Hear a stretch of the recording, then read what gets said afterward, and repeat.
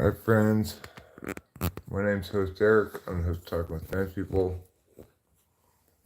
Back here at home in lovely, rainy, cold Mariposa. It's probably upper 30s right now. It says 42 here, but it said 37 in my car. I trust my car, which actually is measuring the actual temperature outside a little bit more. Um, Live until 10,000 subs? Eric, are you really going to stay live until you get to 10,000 subs? Probably not.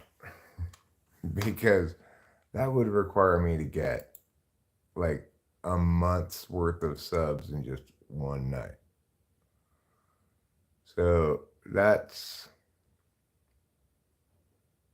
not especially likely to happen. I mean, sure, fine. I got 2.3 thousand views on Let's Push Water. But guess what? All that water I pushed, it just is recollected in the same place because it started raining again. So it wasn't ultimately, I guess you'd say, it wasn't the most effective water push ever.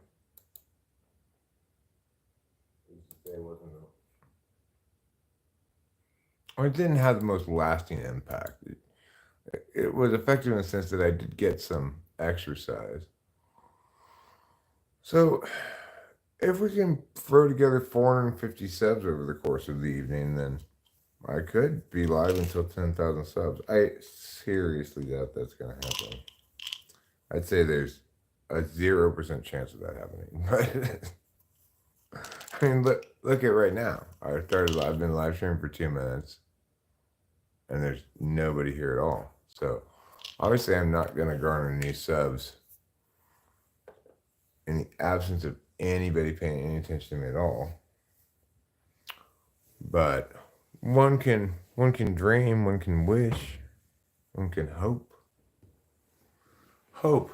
Isn't that what really keeps us together as human beings? Hope. The promise of a better future. I'm very happy with how tonight went. Rachel did a great job. She said she was nervous. She may have been a little stiff during the first song, but she didn't seem nervous after that. She did a better job than I did, really. I was very proud of her. Not proud of her, but pleased, happy that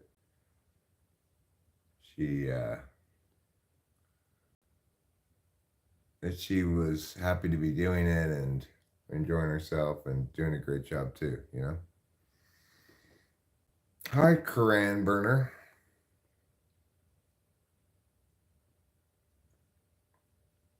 Are you burning Korans because you couldn't find any kindling? I don't know, man. I don't want to go outside and look for kindling. Can you just hand me some Korans, please? Yeah, they burn beautifully. Let's toss in a Bible while we're at it. Why not?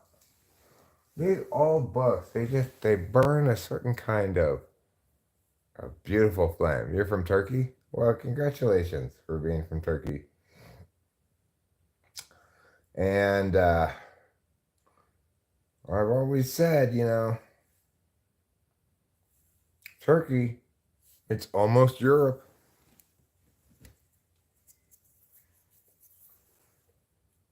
Well, I mean, if you're from Turkey, that's very impressive that you got your name being Koran Burner. Is that how you spell the Koran? Like Koran? You spell it Quran?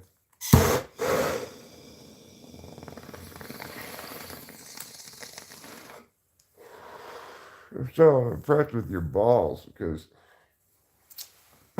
those Muslims say they take that shit extremely seriously. Ridiculously, but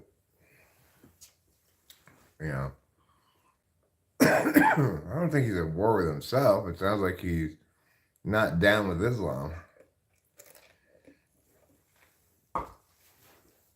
Like, for example, Keanu Daly If I were a Keanu Daily burner, I wouldn't be at war with myself, I'd be at war with you. His name's not Self Burner.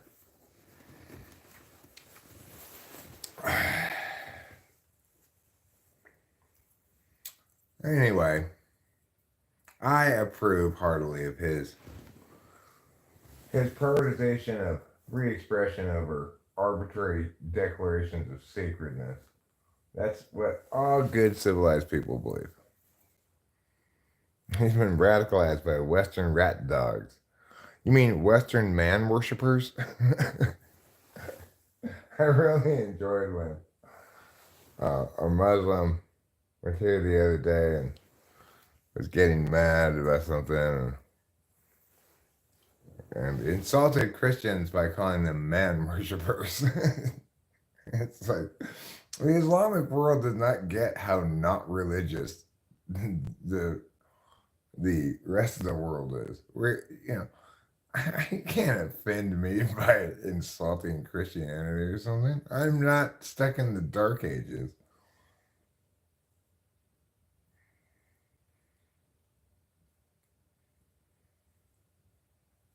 Man worshiper.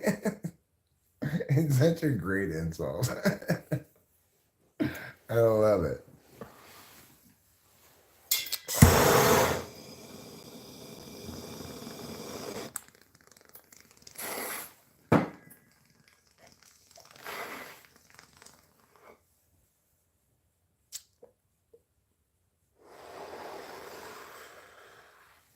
No, it's not that way, Fly Guy.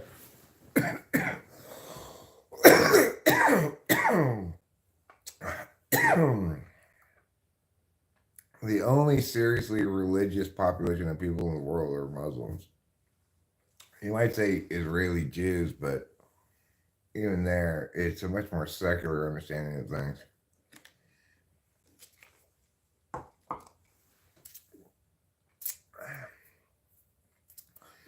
Islam's being dragged kicking and screaming into post-enlightenment world, you know.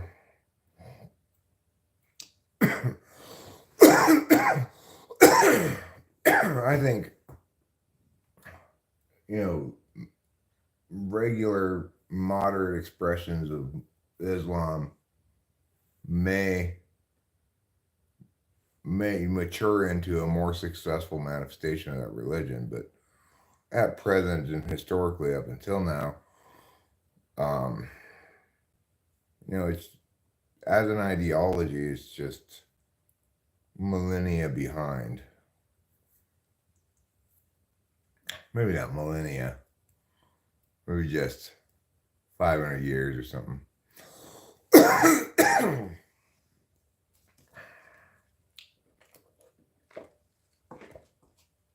So yeah, we're not underestimating how religious the rest of the world is. When you talk about very religious places, without exception, you end up talking about Islamic places. You don't get a bunch of radical theocratic Buddhists. Hey, let's have a Buddhist theocracy where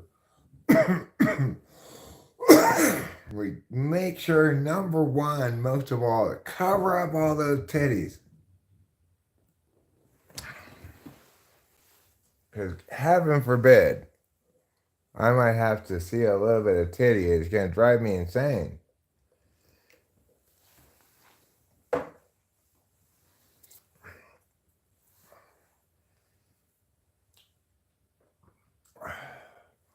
So yeah, it's absolutely appropriate to judge Islam the way that I judge it and frequently talk about it.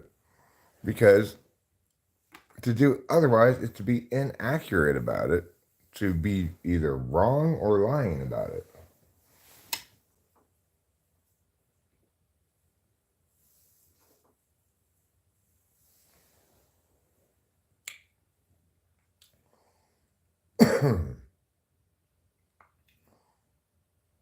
But, of course, the biggest chasm between the post Enlightenment world and Islam lies in the relationship between the sacred and free expression. That's where the ideology is dangerous, because it's that mechanism, that agreement with the devil that says we get to decide what you get to say, based on whether it offends us, you know, not based on whether it's true, false, just whether it offends us, whether we deem it arbitrarily sacred. That will, that's the number one thing that has to be shat upon with vehement force, because that's how come Islam has stayed so far behind in terms of progressive, ideologies, understandings, etc., is because it's allowed, it's insisted that specific articulated rules, values, whatever, and specifically that which is deemed sacred by Islam, that the sacredness of that not be desecrated by their understanding of desecration in any way, or else individuals they deem guilty of insulting the prophet or whatever, they think that justifies violence, imprisonment, all kinds of horrible rights violations. Obviously it doesn't. So that's the biggest chasm between Islam and the post-Enlightenment world, is a failure to embrace the value of freedom of conscience, freedom of speech, over the authority of religion and as a governance thing. It's insane.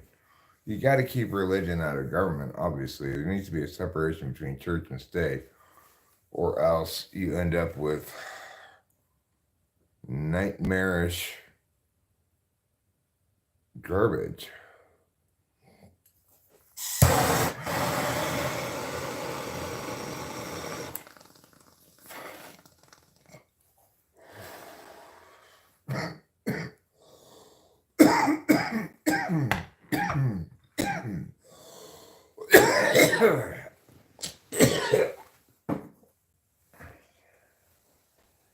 And the reason for that is because if you're using religion as a top level frame,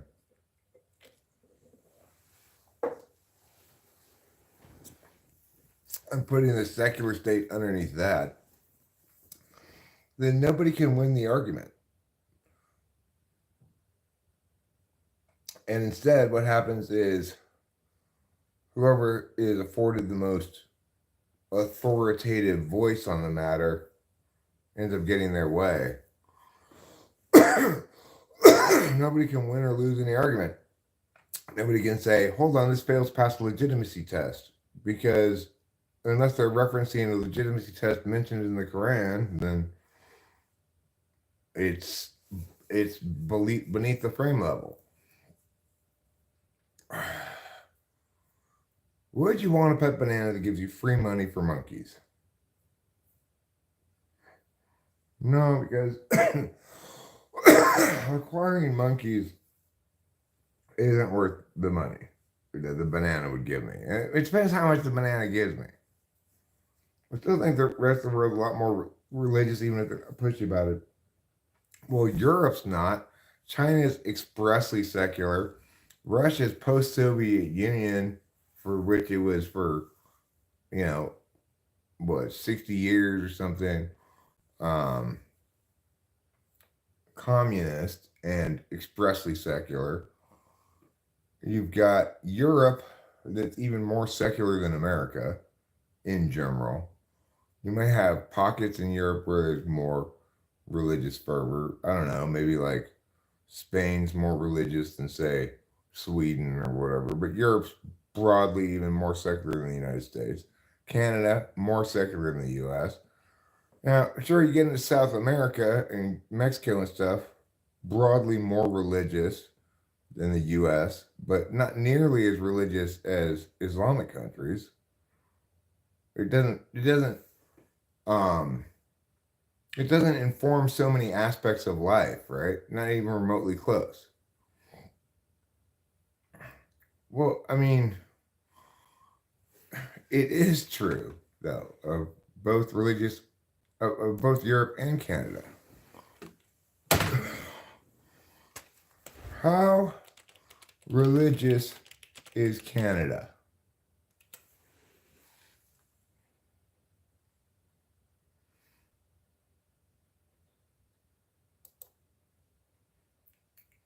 Generative AI says Canada is not a very religious country. 53% of Canadians identify as Christian, 34% have no religious affiliation, and 12% identify with another religious affiliation. The proportion of non religious Canadians has more than doubled in the past 20 years.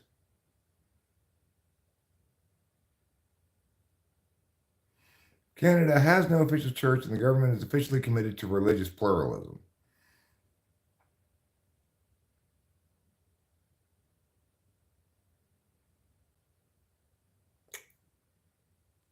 So now let's look at Europe. How religious is Europe?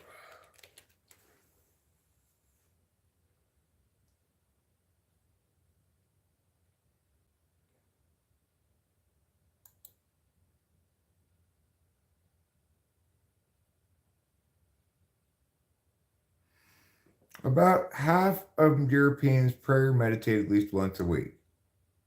3 out of 4 Europeans say they are religious. Catholics are the largest Christian group in the EU, making up 41% of the population. Eastern Orthodox make up 10%. Protestants make up 9%. 17 are non-believers or agnostics. 10% are atheists. And 2% are Muslim. In Western Europe, secularization is widespread, but most people still identify as Christian. In Western Europe, many adults describe themselves as religiously unaffiliated, and about half or more in several countries say they are neither religious nor spiritual.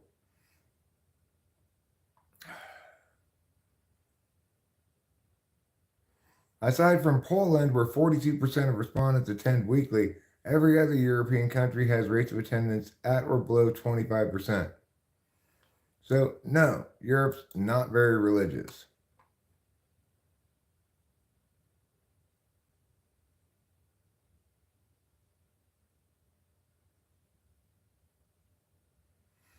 I mean, the point is, Fly Guy, compared to Muslim countries, Canada and Europe are dramatically less religious. Compared to Muslim countries, China is dramatically less religious. Compared to Muslim countries, America is dramatically less religious. Even South America and Central America are dramatically less religious. So that's the point I'm trying to make, right? That it seems sometimes the Islamic world doesn't get how much more secular the rest of the world is.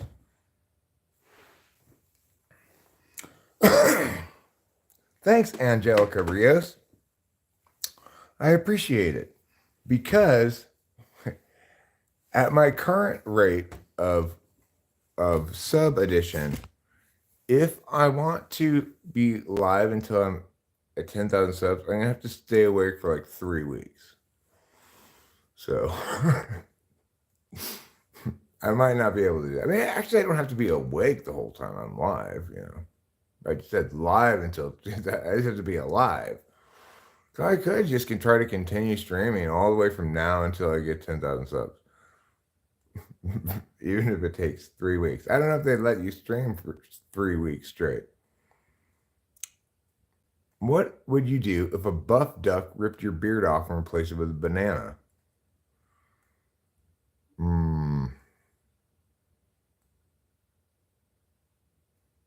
I'd rip the duck's beard off, put it where my beard was, put the banana where the duck's beard was, and put my original beard on top of my head.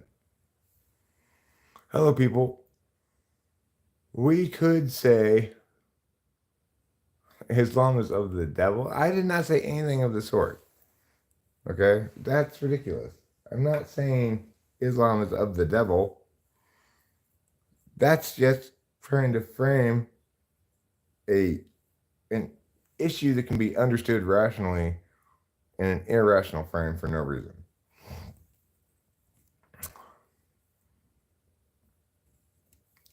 Okay, well, Fly Guy, look. The point is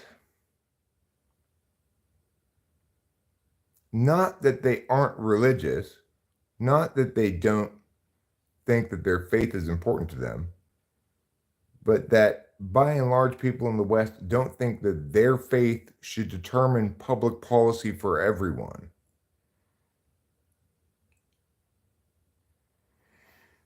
That's what it means to be more secularized. It's not that faith isn't important to you, it's that you don't believe it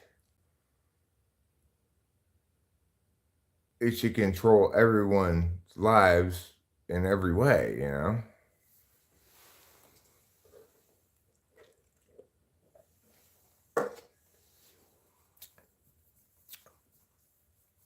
Like the fact that you're not the people who you say are more religious than I think, the fact that they aren't coming around and saying, um, hey, if you insult Jesus, then you should go to jail. The fact that they aren't doing that right there tells you they're dramatically less religious. They respect the jurisdiction of the secular world.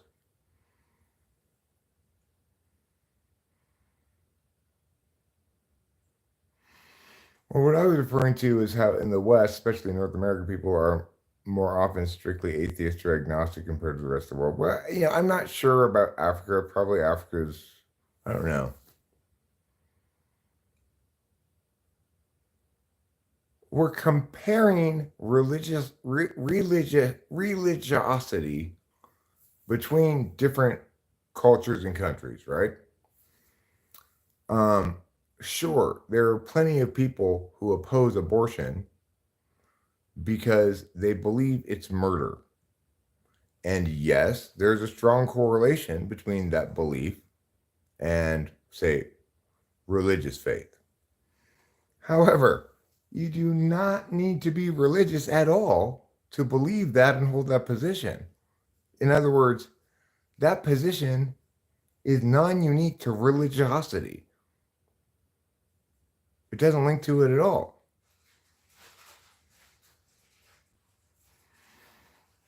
Except in the sense that maybe religious people are more likely to be moral absolutists, but I mean, it's hard to even say that. Obviously, KE, you're extremely morally absolute about the abortion issue, and you see it as, say, a toxic expression of Christianity or something. It's not a toxic expression of Christianity, it's an unresolved issue for reasons I've already articulated. Because it can't be adjudicated by our rights calculus, blah, blah, blah. I've already explained it all to you. So the fact that now you're trying to position it as like any opposition to abortion is an expression of religion is insane. Okay? Insane. Yes, there are plenty of very religious people in America compared to the secular people in America. Not compared to the very religious people in, say, Yemen. Not even close.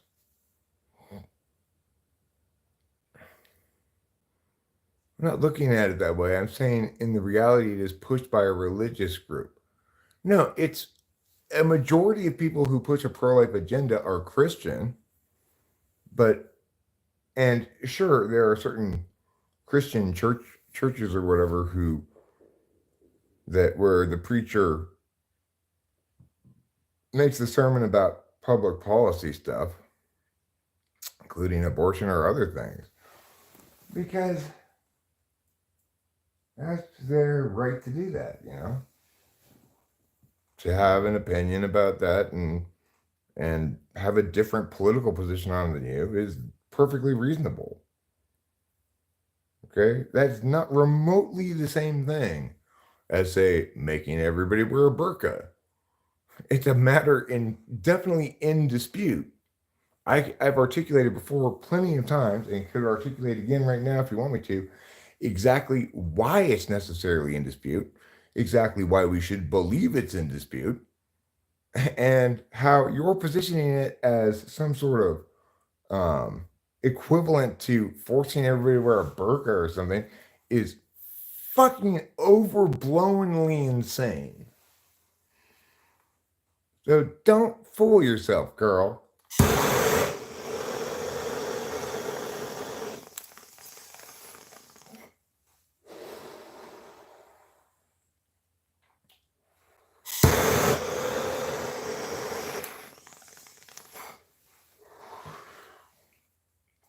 I mean, you show me an equivalent to ISIS, please. Show me the Christian equivalent to ISIS.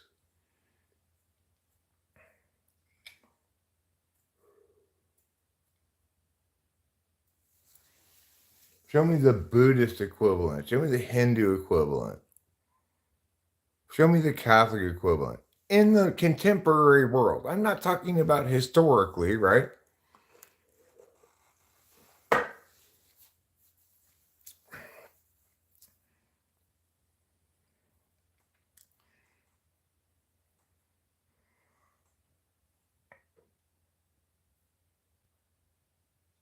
Okay, so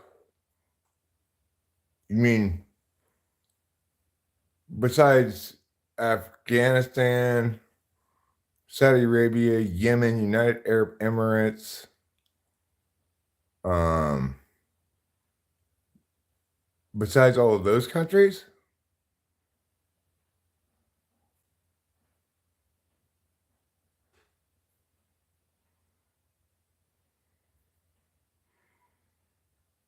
I think you'll find that of the people against abortion in America, only a minority are religiously affiliated. Well, but you'll probably that I don't think that's correct, actually, Fly Guy. But even if it is, I think you definitely say that the majority of the pro-life movement comprises Christians, active pro-life movement, which is different than how people are going to answer, uh, or you do a favor or oppose abortion, depending on how the thing is written.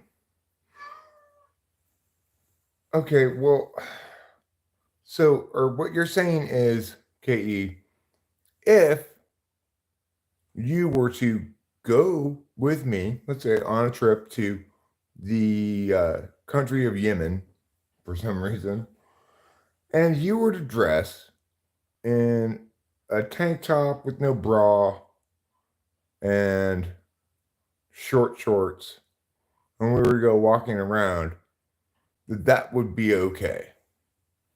That would work out fine. How about in Egypt, KE? Let me ask you this. Can you safely walk around like that in Egypt? Hmm? Do you believe you can? After all, even a woman dressed in mini burqas could not safely walk across the protest in Egypt without getting raped. With all men. So you want it? Let's go do it. Let's go do it, KE. I want you to put on a tank top, no bra, short shorts. You can hardly get away. What are you talking about, Fly Guy? You could definitely get away with it.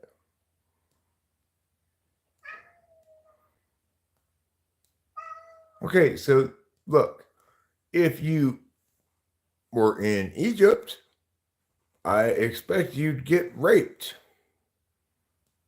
Okay, but what were you wearing? What were you wearing when you were there? In a bikini. I don't know where Sharm Sheikh is. What country is that in?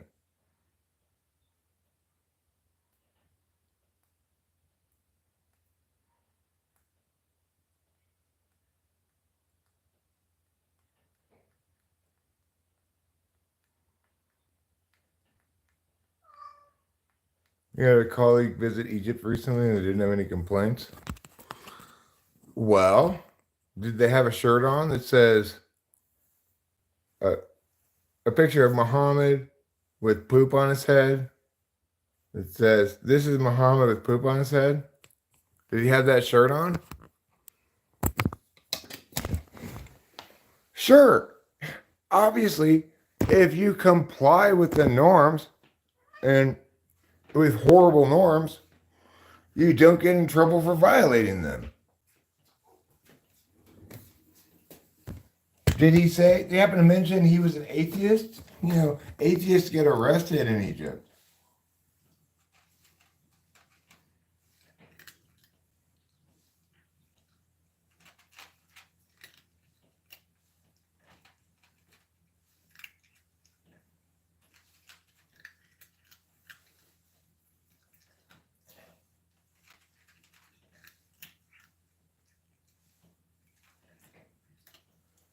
Free expression isn't free.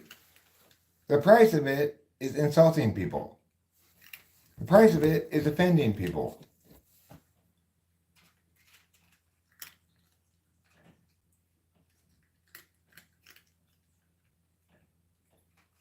I'm not going to be convinced that Islam is a healthy ideology until I hear voices in the Islamic community actively voicing the significance of prioritizing individual free expression over what they deem sacred, you know?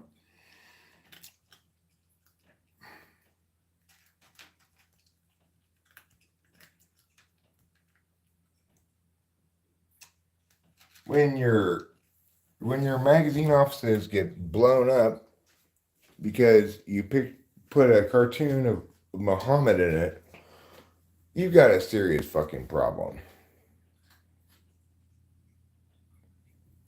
It's like when you've got ISIS throwing homosexuals off of roofs, you got a serious fucking problem. When you've got a theocracy running a country as large and formerly Western thinking as Iran, you've got a fucking problem.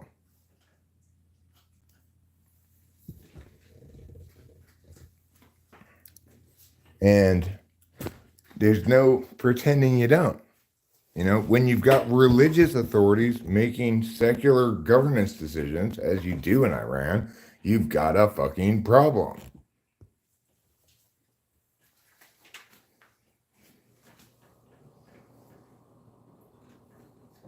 When you've got female circumcision in Africa, you've got a fucking problem.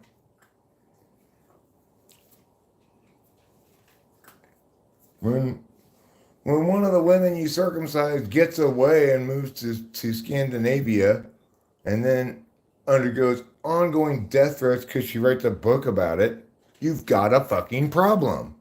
When Salman Rushdie has to go into hiding because he wrote a book that offended some imam somewhere, you've got a fucking problem. Let's stop lying about it and pretending you don't.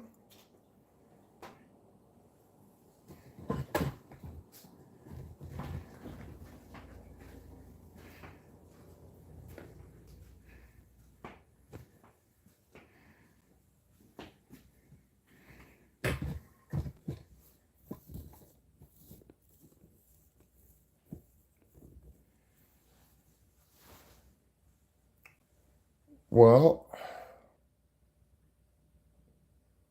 so what is the source of the issues then? If it's not Islam, it's Muslims?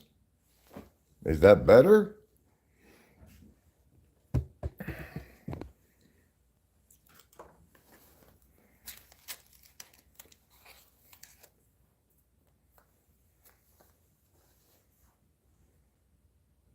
Well, it offends me when the most critical core value of decency, which is respecting the other person's right to say what they have to say about something, um,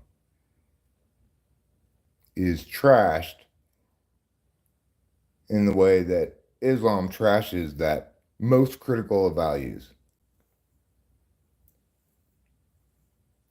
I it makes me angry. And it should make every good person angry.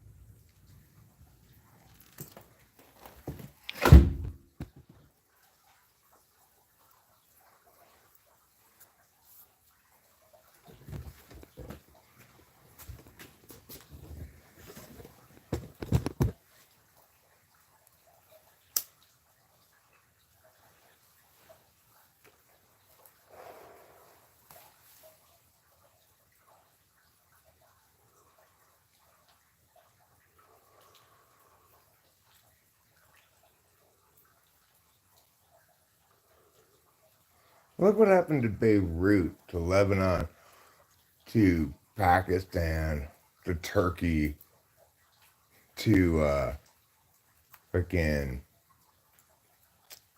what's that place?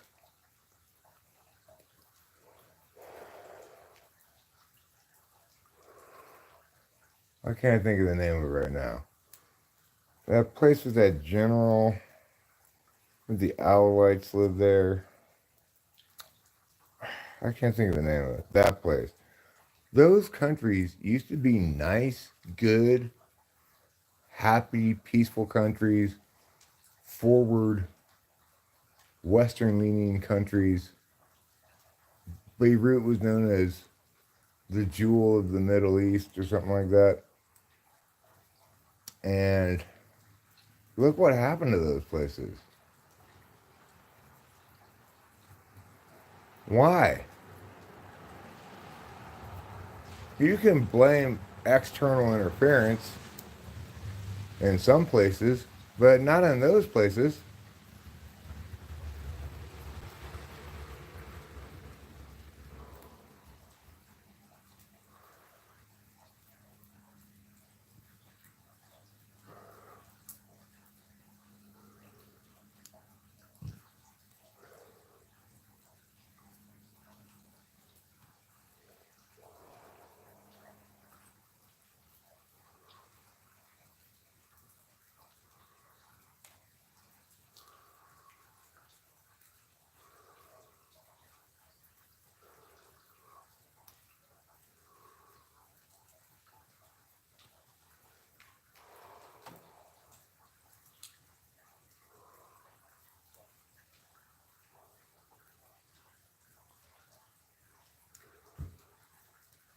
I mean, I get that this isn't a popular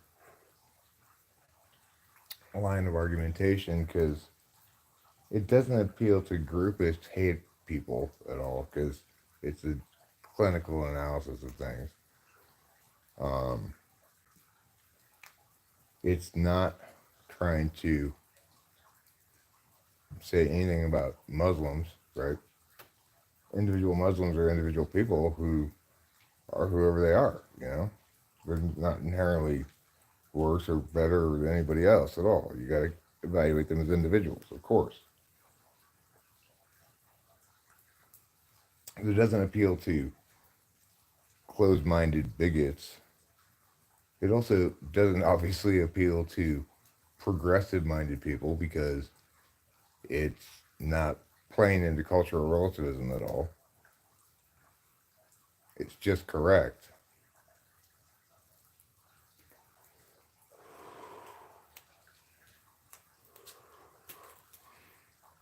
And as I've learned over the years, only a fraction of people care about that. It's only being correct only matters to a few people.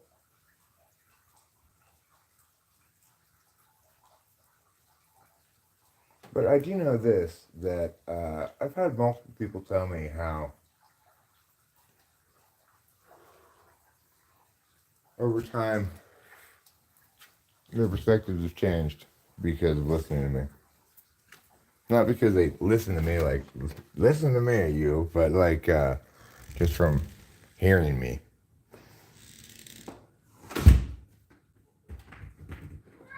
I've had a fair number of people tell me, like, yeah, when I first came around here, but I've really evolved my perspective since then. No, it is based on, okay, I gave you very concrete examples of problems unique to Islamic countries that are not, and the expression of Islam in the world, that there are not equivalents for. I asked a question like, show me a Buddhist equivalent of ISIS, please. You know, there's no answer to that. I pointed out that the vast majority of Egyptians were powerfully in favor of deporting somebody to be put to death for making a movie making fun of Muhammad. I will additionally point out that this insanity of what is sacred according to us must be adhered to by everybody has actually won, right? So it's like on Comedy Central when they play that old South Park, they don't play that old South Park episode that has Muhammad in it with a salmon. Yeah, he's just doing nothing. It's like nothing insulting about him at all. It's just he's there. He's one of the super friend gods, you know, like Buddha's there and whoever else is there, and Muhammad's there, right? They won't show it anymore. They won't show it anymore. If that's not a concrete fucking harm of Islam, I don't know what is. It's like, how dare you, whoever you are, the dominant voices in the Islamic community that have conveyed to network executives or whatever that's so deeply offensive to them that the rest of us must constrain how we express ourselves. Fuck you. You know? Hey, what bigger fuck you could I offer? What could be more offensive than that?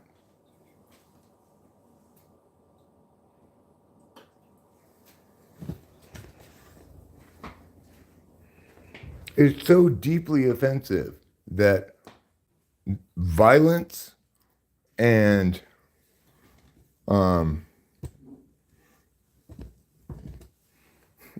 threats thereof and such won the day on that issue. How fucking horrible.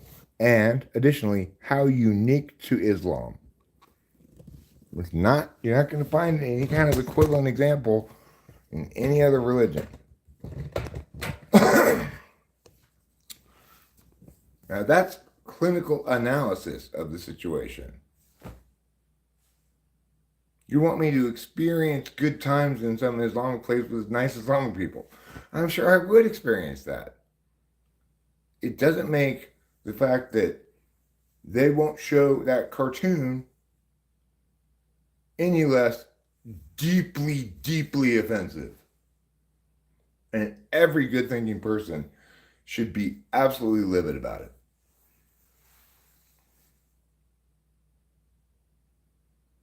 If Islam doesn't like us making fun of Muhammad, then they can make fun of Jesus.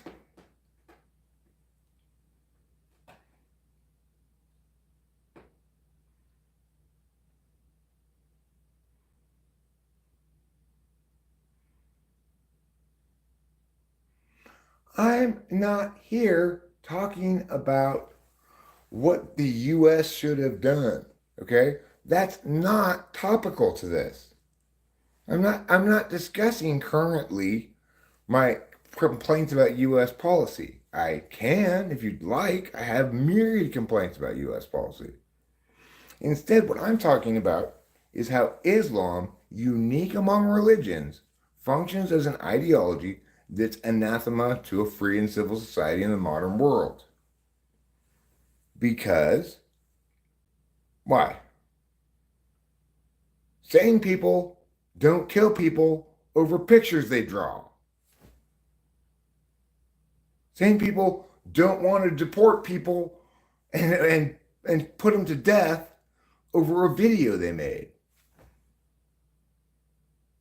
So is it Egyptians that are crazy? Is that the problem there?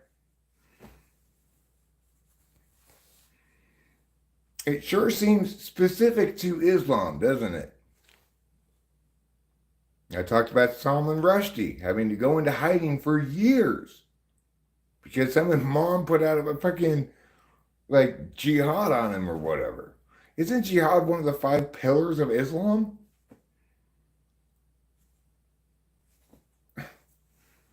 Can't draw a picture of Muhammad.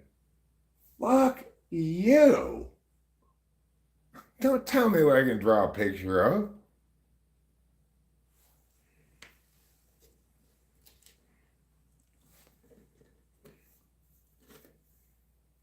So yeah, I could spend time critiquing the US too. I'm an equal opportunity critiquer. Right now, I'm critiquing Islam fairly justly and accurately.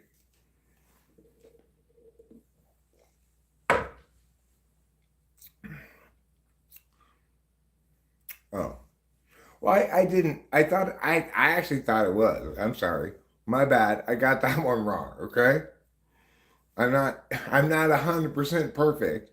I'm not an expert on Islam, right? Not claiming to be. I'm complaining about a manifestation of Islam that we should all complain about. And I'm saying, until you get rid of some of this barbaric shit, you're not going to get an A-OK from Eric. And that's all there is to it.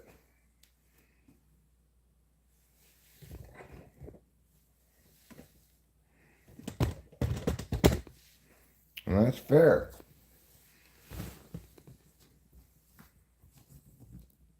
No, none of my analysis was based on jihad being one of the pillars of Islam. KE, how can you be so intellectually dishonest as to position it as that? That was a mistake as an afterthought I made at the end, unrelated to any of my arguments I made previously.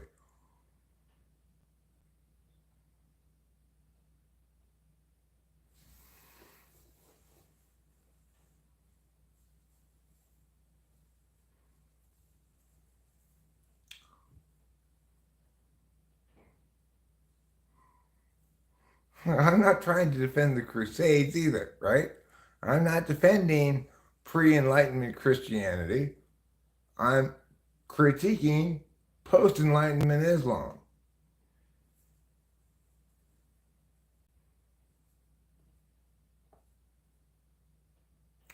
No, KE, it's the only falsehood I said, and it was incorrect, not lying. And I immediately stood corrected when you corrected me on it.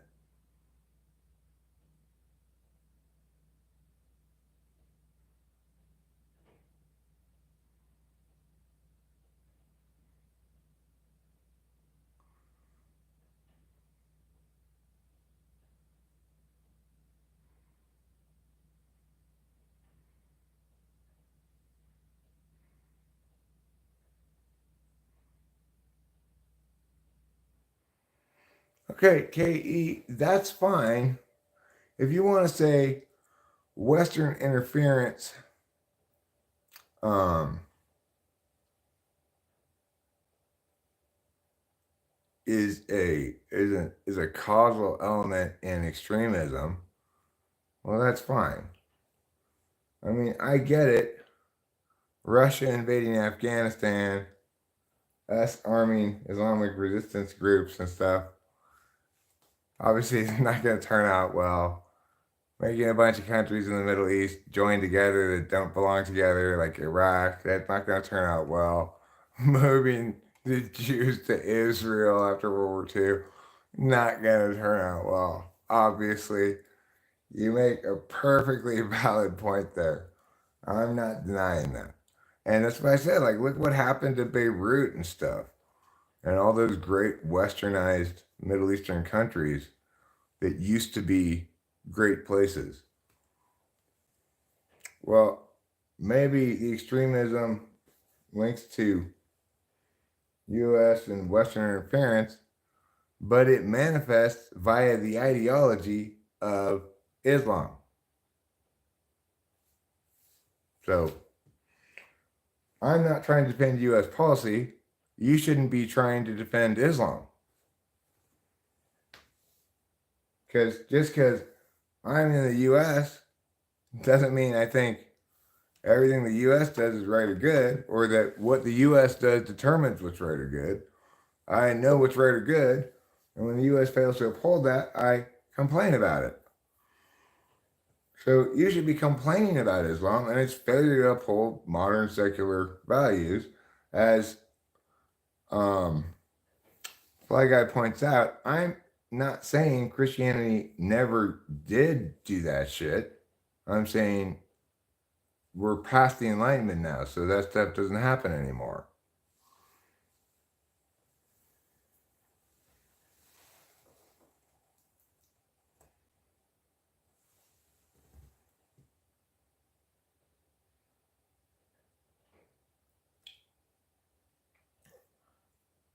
It's like, if you really want to defend Islam,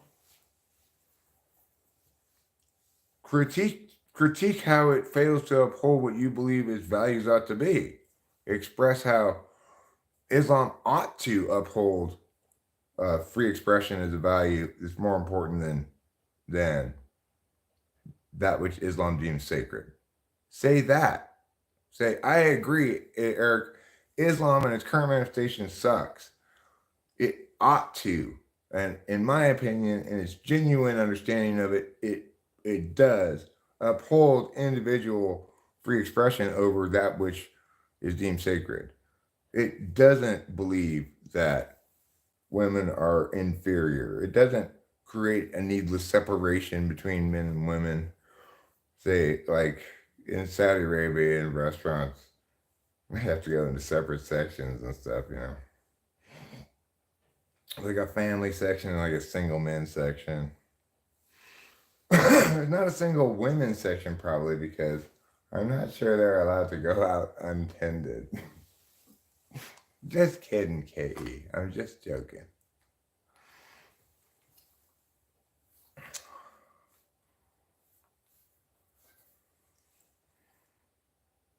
Well, Nicholas Watson,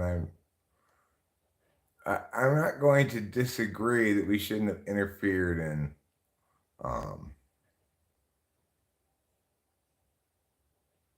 okay, but it's why I'm saying, KE,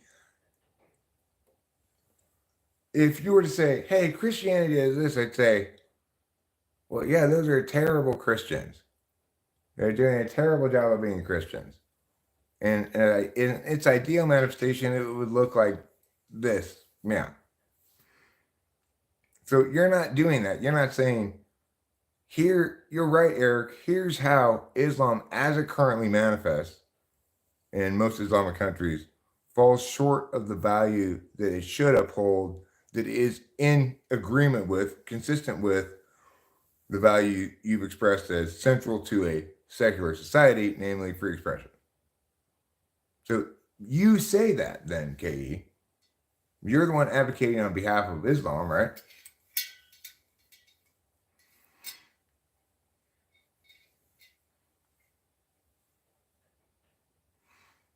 Okay, well, it's a political system that serves to uphold blah, blah, blah, blah, blah.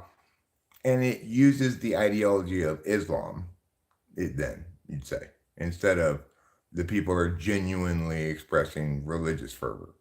Regardless, 6 to 1, half dozen the other.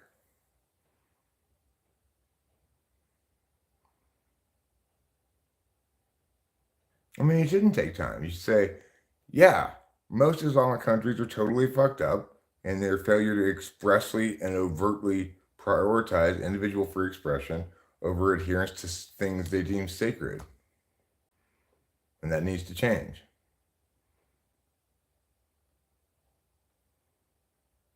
And it's very easy to say that. I'm not sure why you're not saying that.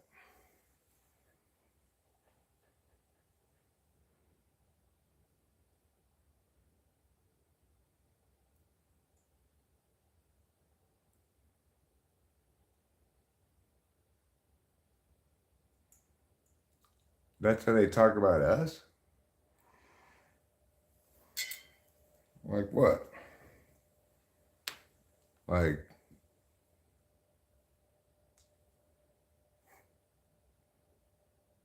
why don't Americans feel, why don't Americans offer critique of their own country enough or something? Or, I mean, I certainly do. I'm not guilty of that.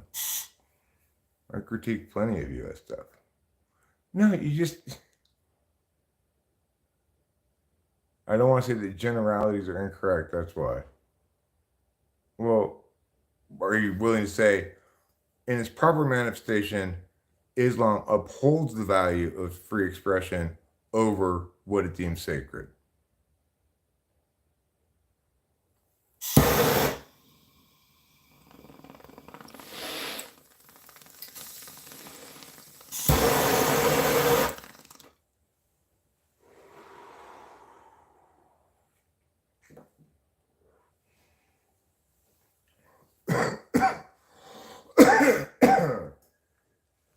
Well, they're not wrong, right? Just like I'm not wrong. Lots of stuff Western countries do that's fucked up and needs to change. But um, prioritizing individual rights over some commonly held faith-based thing is a no-brainer.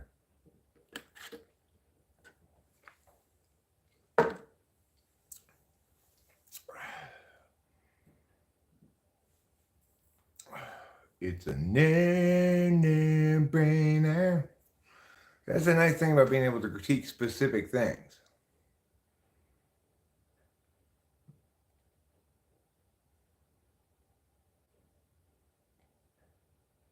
Okay, so you're saying yes, in its proper manifestation, it's dramatically different than its current manifestation because in its proper manifestation, it prioritizes free expression over that which it deems sacred.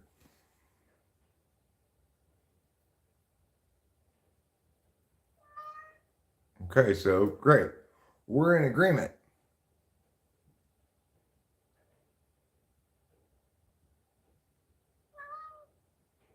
Do you think that most Muslims are in agreement with you that in fact in its proper expression, Islam prioritizes free expression over that which it deems sacred?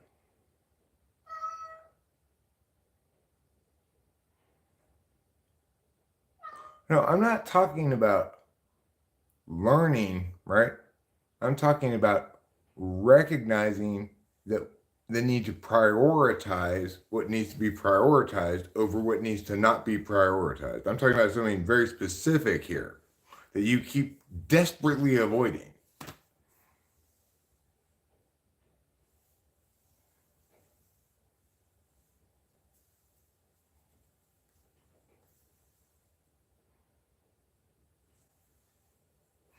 Okay, so then why do you think it is that Islam currently, at least, doesn't seem to? I mean, based on the fact that even in America, they can't show a cartoon that has a picture of Muhammad in it is proof positive, right? That why is it expressing so starkly differently from its value and so broadly?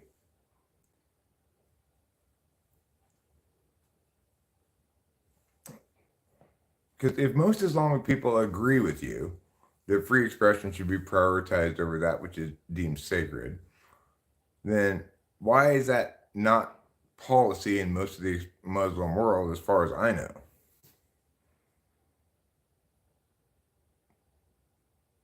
And I'll agree with you. I'm not super knowledgeable about life in Myanmar Muslim country, right? Um,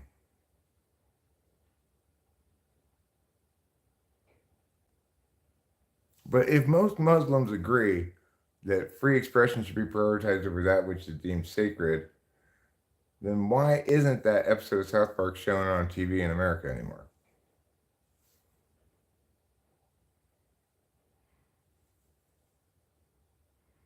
It's a symptom of perceived persecution.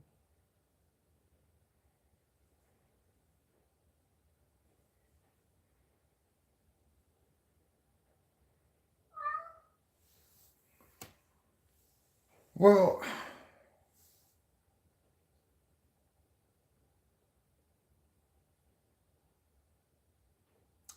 I mean, I'm not treating Islam any different than anything else. I'm holding it to exactly the same standards, and it's possible that my understanding of the actualities of the Muslim world is to some extent wrong. You know that in fact things have changed somewhat, and free expression is more broadly prioritized as a value now. But I don't think that's really the case. I don't know. It's and like I said, it's for me. It's just, I guess it's what I deem sacred, right? What I deem sacred is the most universalizable of all individual rights: freedom of conscience, freedom of speech. As in any dom, it's like, how dare anybody tell me what I can and can't say?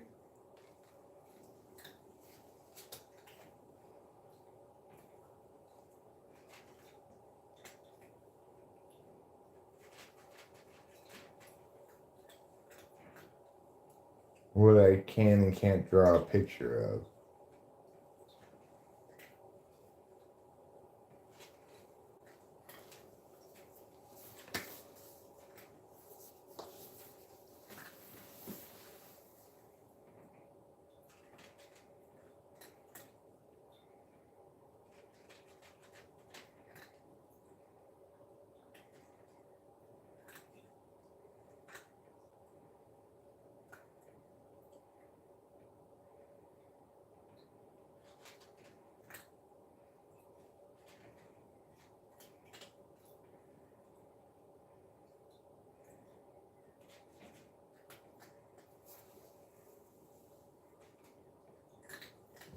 I can't read without my glasses.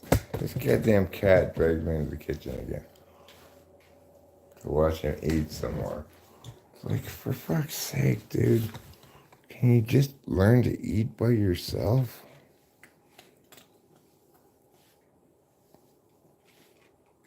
Our countries fought for freedom that are being taken away.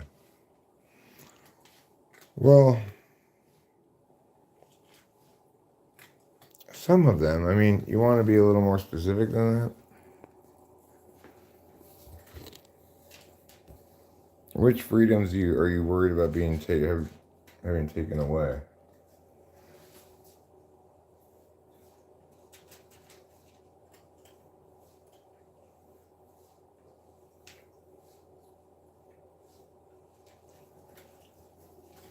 Okay, you difficult cat. It's like, if I don't just finish him off here. It's like, if I don't give him a happy ending, then he's just gonna keep meowing at me. He's gonna be like, you food blue-balled me.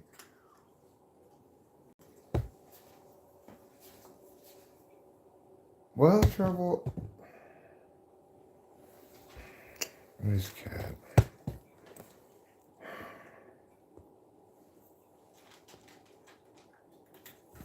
History's most well-named cat.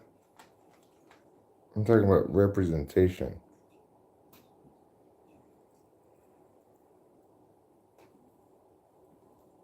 Representation and what?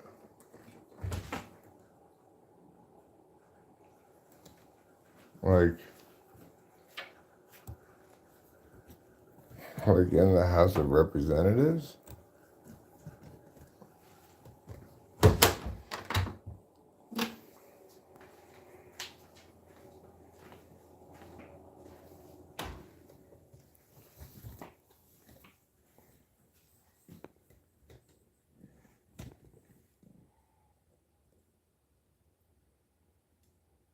Oh. Oh, what about that girl who's like Miss Marvel or something? That's all Islam. There's a lot of other stuff. What about that dude? I don't like him, but he did Master of None. I forget what his name is. He's Muslim. Regardless, I mean, how many like white Christians are there in Muslim countries' media? Should we be offended that like Iranian TV doesn't feature enough white Christians? It's insane, right? Do you want it to go both ways? Do you want Iran to also have to have more Americans in their media? No, that's not true, KE. That is not true. For fuck's sake. You know, I don't remember exactly what year this was, but what did my kids lose to in semifinals at nationals after beating Evil Kudos in quarterfinals, which was great, but then we lost in semifinals. What did we lose to? An Islamophobia K. Uh, let's see, it was about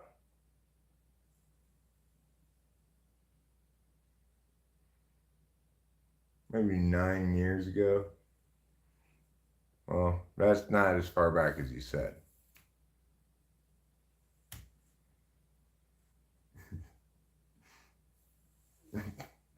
See, the point is, we don't care that we're not on Iranian TV. Because, and the thing is, it's like, what's implicit in what's being said there? Hey, America is a free and civil society that's fair and pluralistic and diverse and inclusive and all these good things. So we want to be included too. Okay, why don't you try to be more like us instead?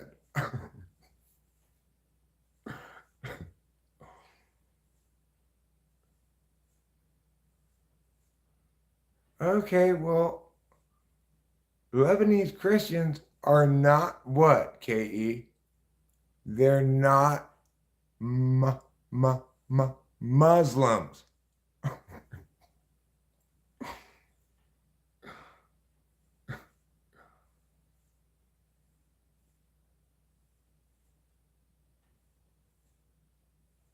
Okay, well, I'm not trying to talk shit. Somebody asked a question of me. I answered the question. I don't want to alienate Muslims. I like you, KE. I don't want you to think like, Eric hates Muslims. Obviously, I don't want you to think that. But I don't know, man. It really makes me mad. This whole like, can't say certain things, can't draw certain pictures. It makes me so mad. Of course, it's such a Streisand effect thing, of course. So Muslims feel insulted, so they say, "Don't you can't insult us." But telling me you can't insult me makes me want to insult you.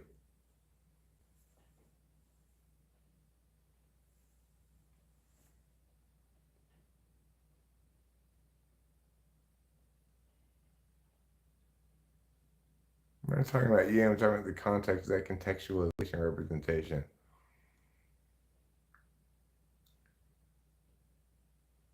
I mean, I'm making my own point out of your example, which is a good point.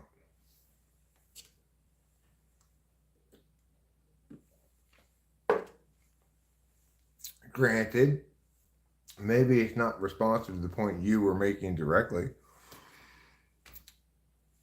because it's not that kind of response. I guess you'd call it some kind of turn, really, argumentationally, which would be responsive, though.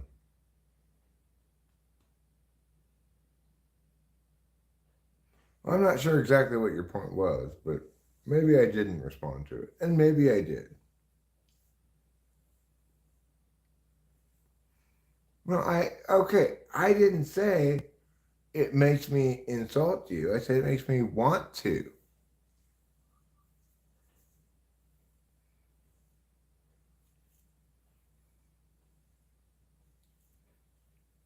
I don't think I've been insulting.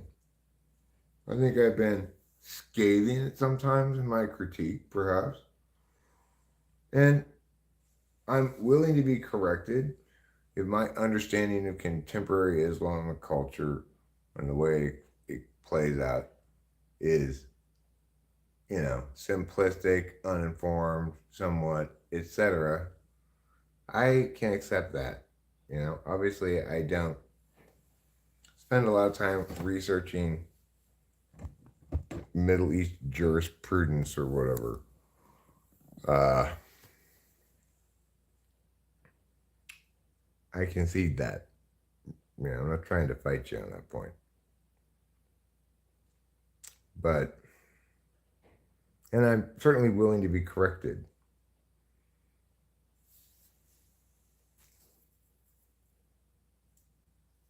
But I would like to see, I'd like to hear from my Islamic friends a more strident defense of free expression. Kind of felt like pulling teeth a little bit, KE.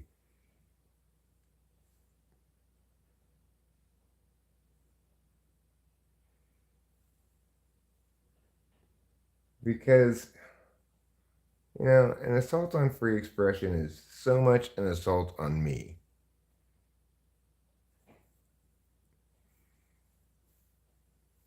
I try to be pretty careful in my language, but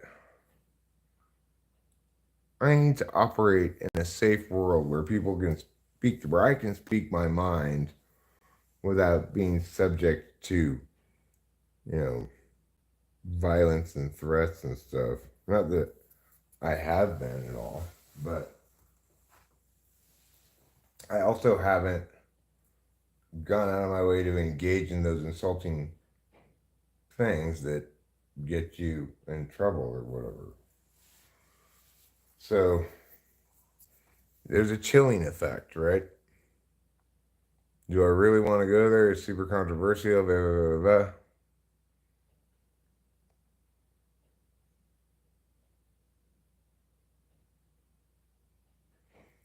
Well, it neither runs counter to a faith nor um, follows naturally from a faith inherently.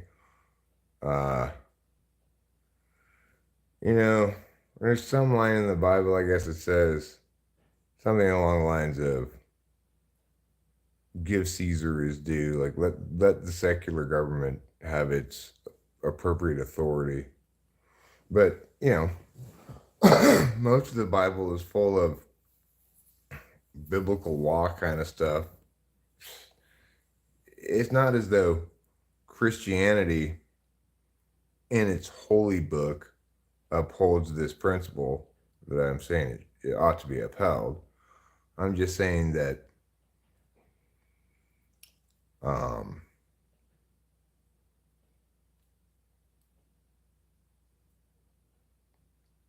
other religions in, in every instance that I can think of take a backseat to the secular to secular law.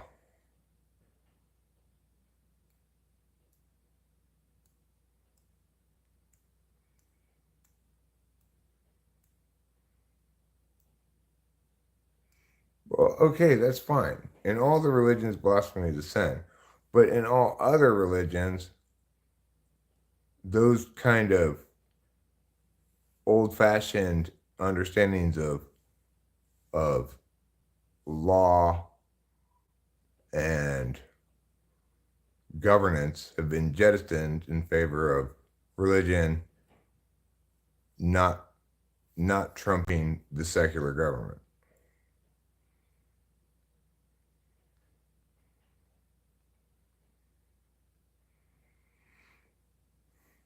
Well, what is Sharia then? Sharia just means law in Arabic or whatever language that is. Um,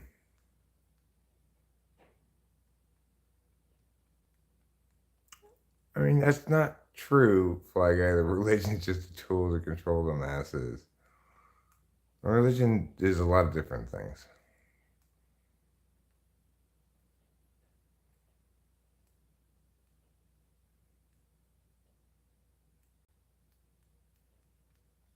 It's one of the five pillars that you've got to donate. All right, so what are the other four pillars? Let me learn a little something here. Okay, well, I that's very nice and everything, KE. I'm not critiquing Islam for that, but fuck that. What's the next thing?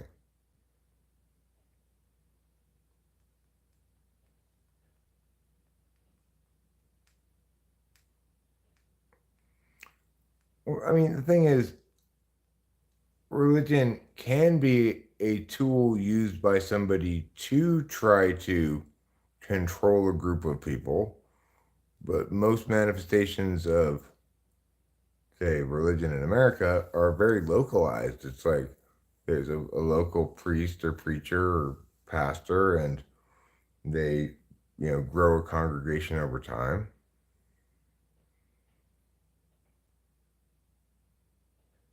Are all those pastors and stuff in cahoots? One, faith in God and Muhammad. Two, prayer. Three, donation thing. Four, fasting and Ramadan. That's a whole pillar? Fasting and Ramadan gets a whole pillar? It doesn't seem like the same scale of thing as the other three things.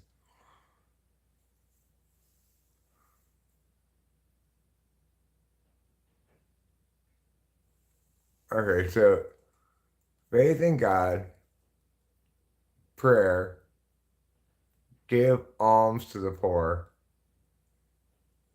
fast during Ramadan, and then go to Mecca at some point if you can afford it.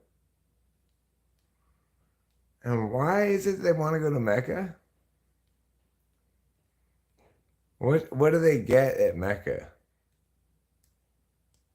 Do they get like one free sin or something? Ramadan is meant to teach you about the pains of hunger and the importance of social welfare. Um, well,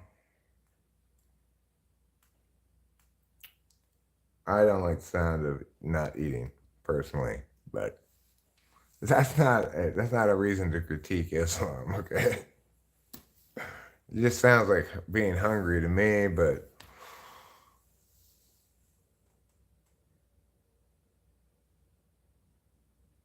I get no more wins. What do you mean? I'm not getting any wins. I'm actually asking you questions and learning about things. Okay? You don't want to tell me what they get when they go to Mecca? Sin basically it's a free slate. Oh, I see. You're not telling that to me. Um, Sin basically is a free slate. So you get your clean slate. So basically it says you go to Mecca and you're absolved of all your sins. Try not to collect too many more from now on. So, um, so you should try to have your pilgrimage late in life. Then is that what people try to do? They try to do it like maybe a year before they die, so they don't gather up too much new sin after they go to Mecca.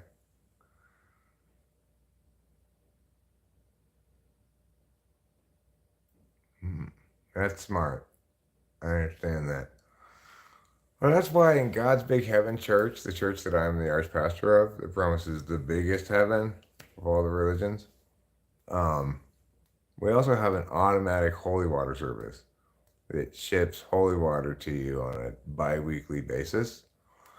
And, if you drink it, then if you drink it regularly, then you'll always be purified of sin in case you, at any time you die. Better safe than sorry. Not a year, but usually there's a selection of the eldest are often prioritized. Catholics get that just by going to the church down the street. Well, they probably also, Karma's Pimp, have to say some Hail Marys, maybe a few Our Fathers, and they might have to be beaten with a ruler. Islam is anti-church, or basically anti-middleman between God and the individual. It doesn't seem like it. It seems like there's a bunch of rules, like you gotta pray this way this many times a day. And the imam has no authority. It's just someone who is chosen to lead prayer, but it could be anyone.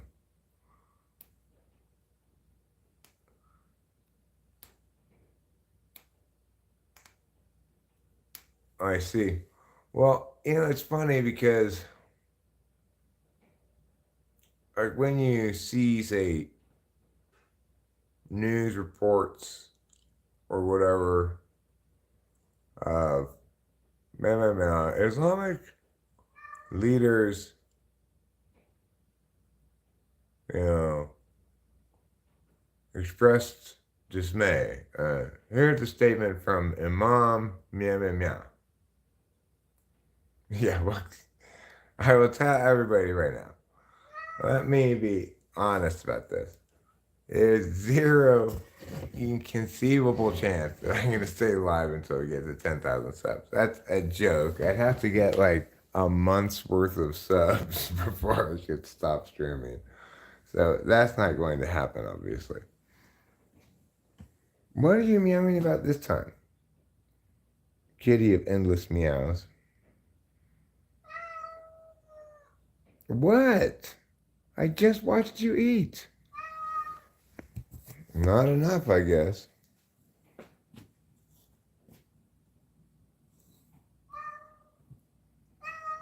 You can't just lie about things and pass it off as humor. I didn't lie about things. It's a question mark. The answer is no.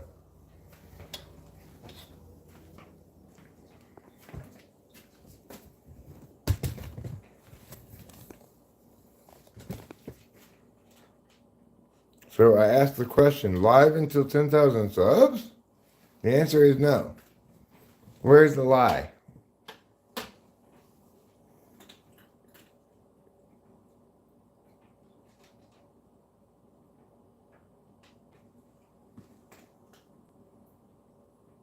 We don't have a church. Instead, you've got a whatever. It's called a mosque. That's what it's called, a mosque. I was going to say temple for a second, but no. I think that's the Mormons.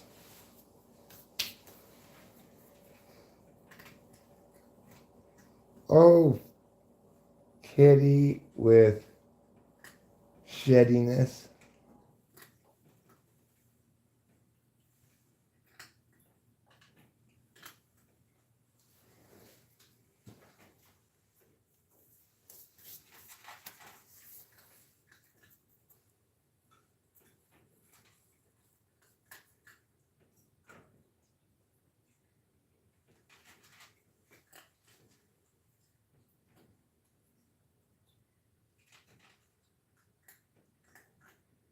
You can pray at your house? Really? How lenient of Islam. Thank you so much for letting me pray at home. Boy, I was tired of going to that place. I finally got permission from whom? That's right, the all-powerful Imam. Okay, well, what's the title of the leader, the Ayatollah? What kind of job is that? Is that like a super Imam?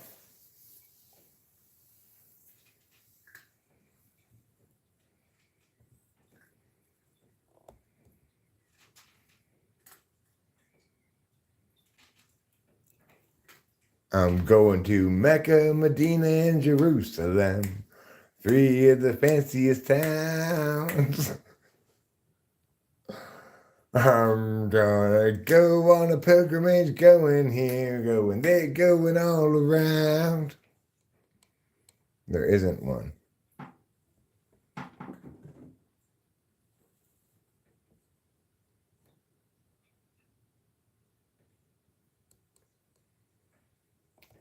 Okay, but what about Ayatollahs?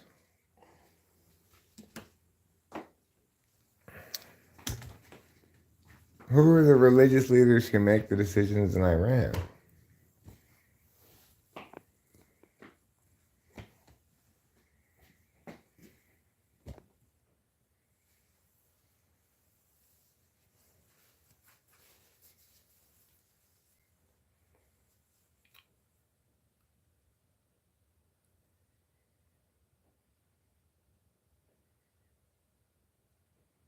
Some theologists are called imam and have intellectual authority. Okay. Good for them. All right, well, this has all been wonderful cultural bridge building between me and KE. Let's shake hands, KE. Let's shake hands to celebrate our cultural bridge building. Good job, Kay. Good job. Uh-oh. Wait, is this the hand that I used to wipe my poop with? Which hand is it I'm supposed to shake hands with? Only if you give it to them. Only if you give what to them?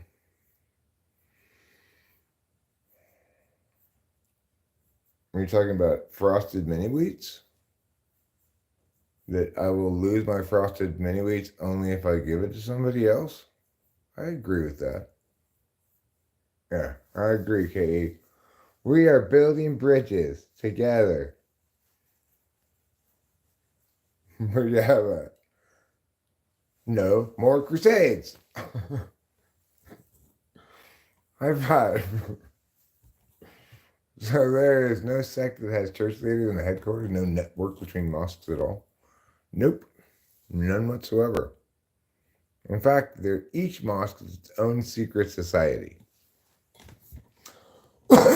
And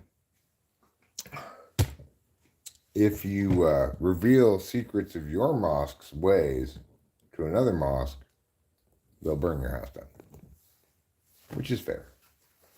Loose lips sink ships. And burn down houses. Sharing is caring. Islam does tell you how to wipe your butt. Right, so one of your hands is your butt wiping hand. I don't want to shake your hand with that one. Which one? I want to shake your hand with my pee hand, I guess is the other hand, right?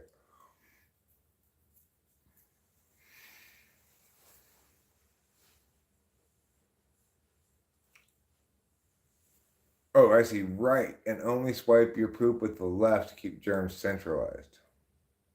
All right, so don't shake you with your hand with my left hand because this is the poop hand, huh? Well, I gotta tell you, KE,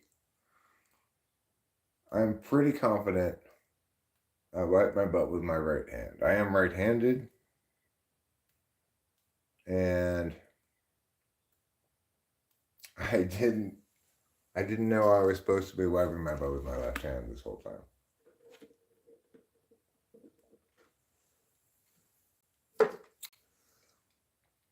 Well, you know what thing? Let's acknowledge this.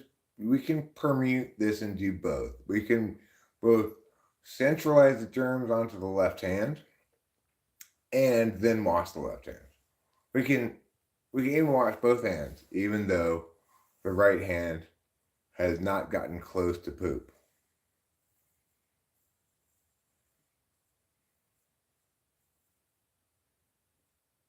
It's very central to the religion that your relationship with God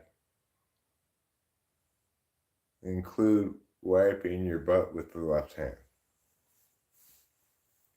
And I agree. I'm going to start talking. I'm going to start talking to Christian God about my butt wiping habits.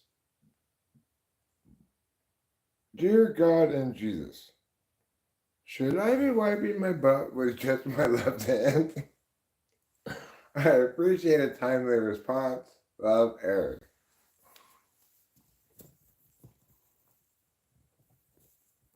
It's one of the critiques that Islam has for Christianity. Oh, is it the relationship with God is not individual? I don't think that's a correct critique.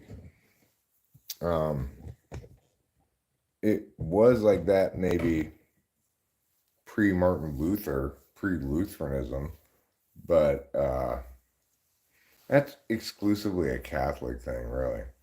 This like intermediary. Sure, a fair percentage of Christians are Catholics, but well, in Catholicism, Karma's Pimp, the priests are there to function as this intermediary between you and God. But in other forms of Christianity, it's not like that.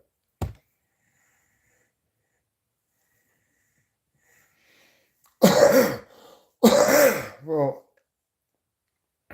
I agree with you, Karma's Pimp. Catholicism has a lot of convoluted theology to justify both itself and its role and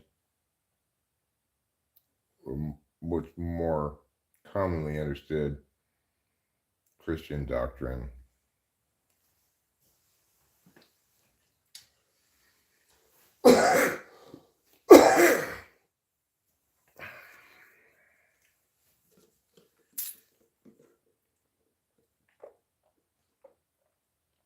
Well, so is God, Karma Smith. You were right the first time and the second time.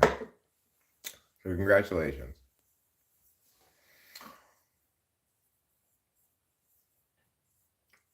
Well, no human is God or should be given divinity. Jesus is probably not God. Well, according to Christianity, Jesus is not a human. He was born a man, son of God. Because just as God made us in his image, so too did he bear his son of human flesh, you know. I do enjoy the insult man worshiper. I really like that one. I'm quite struck by it.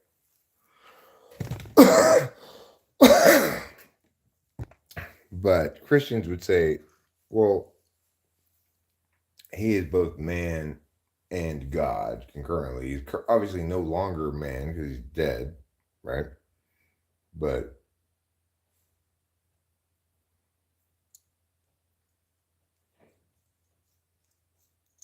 in other words, nothing about his once mortal being diminishes his divinity at all. That's what Christians would argue.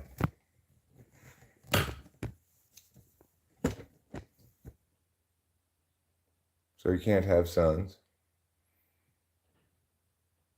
Well, okay. Good job, Vic Jr. You know what? I'll join you in that.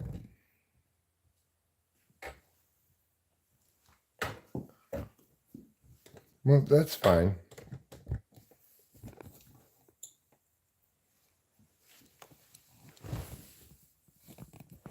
That's fine. I mean, I'm not here to argue that Christianity uh, ought to be preferred as a magical frame, you know? Obviously, every magical thinking frame is predicated on faith.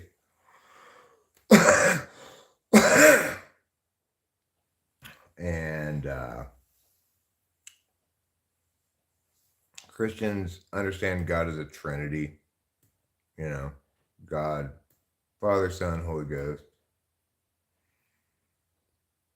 It might seem absurd to you, maybe in violation of some fundamental principle of monotheism, but, you know, I think it makes more sense to believe that someone's the son of God than it does to believe somebody is uniquely a prophet who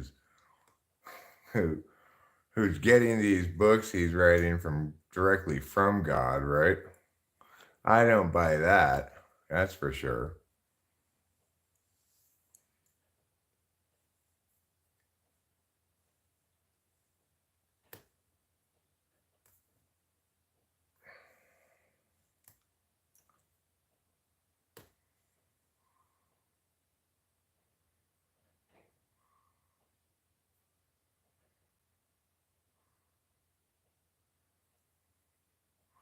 Representations of God are also prohibited. Okay, but I thought individuals had their own relationship with God. So if, in fact, there's a bunch of rules dictating what your relationship with God must be, then how is that an individual relationship with God? It sounds more like um,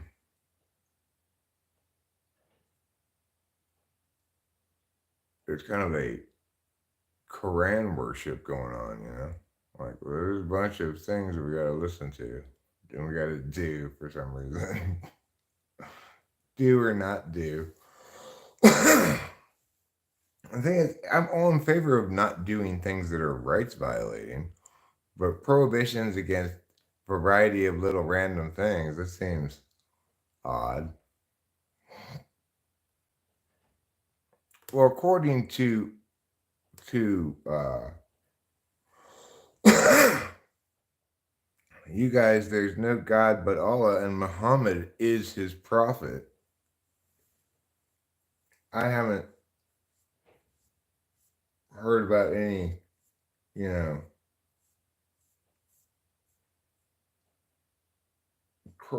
Quran edition 2 and updated by the prophet Majagadu, you know,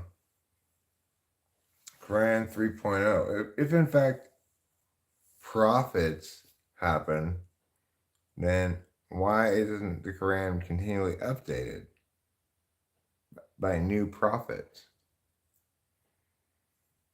He's the last prophet, not the only prophet. Um, like, why did Muslims think Jesus was a prophet? What did he prophesize?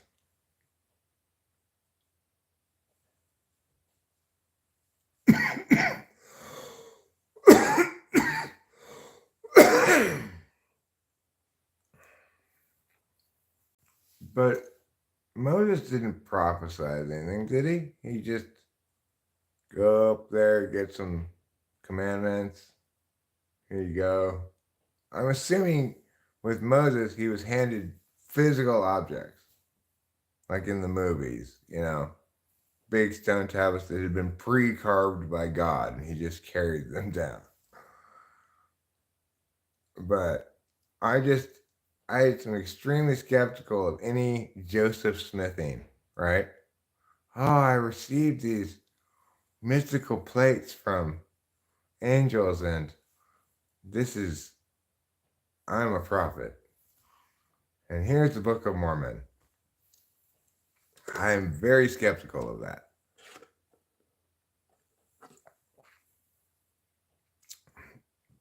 Good question, Dat Boy Klaus.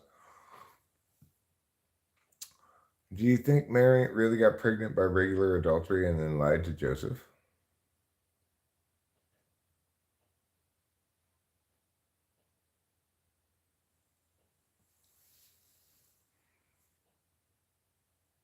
Yes, but I think that was her second child. Jesus really was by God.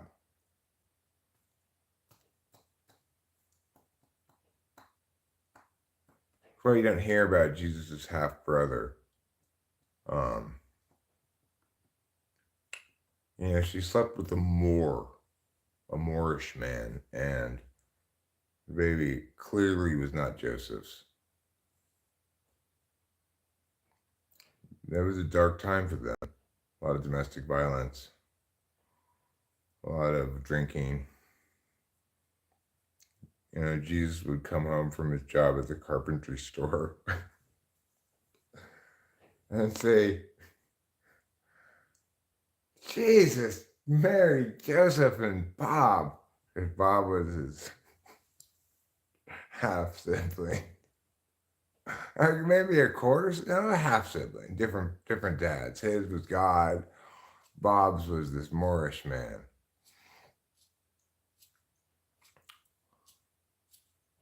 Why is Jesus special, Kay?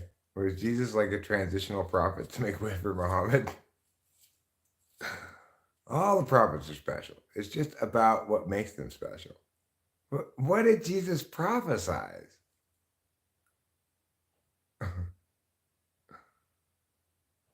Jesus is special because he's sinless. That doesn't make him a prophet. That makes him sin-free. Like sparkling water. I guess you're just using the term prophet broadly to mean super important religious guy. Okay, fine. So, I mean, K.E., I gotta say, to believe that a man is God is not that far away from to believe that a man is perfect. In other words, morally perfect, free from sin entirely. It's not like Christians' belief about Jesus is that much crazier than Islam's belief about Jesus.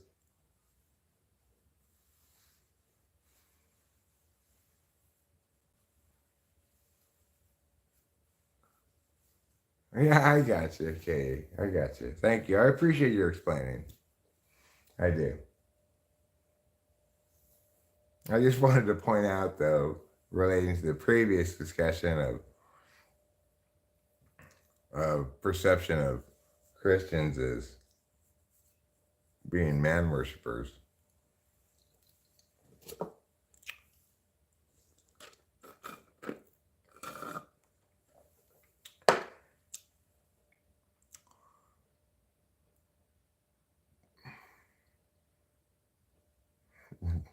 Yeah. Okay. You're not entirely wrong. Yeah. There's different kinds of crazy, though. Some of them are more threatening seeming than others, I guess.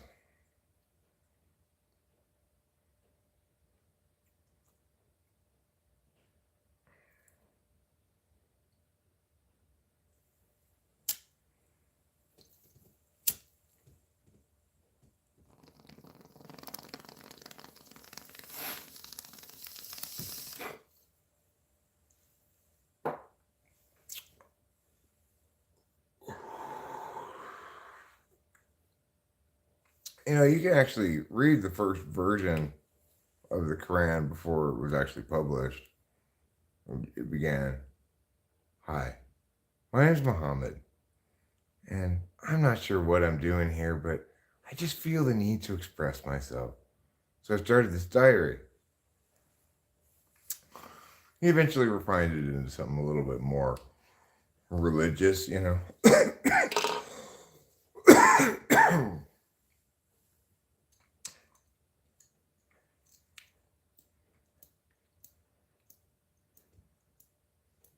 I'm not worried about what the books say, right?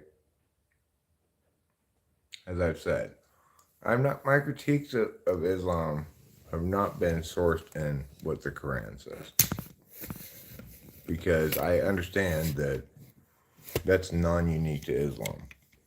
That all those religious books are crazy.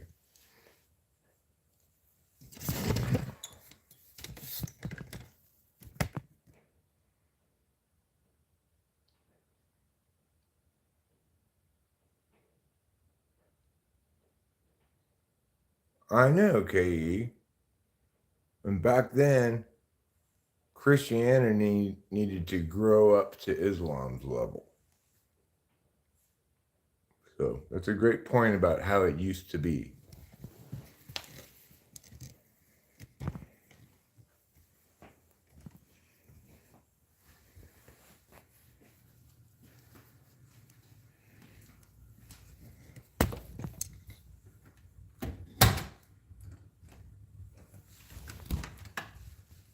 You seem to think I'm playing pick a side here, right? I'm not. I don't have a team that I'm advocating in favor of here, except humanity, individuals, you know, which is the only way to meaningfully have humanity as your team, is to uphold values that protect each instance of humanity equally, fairly, justly.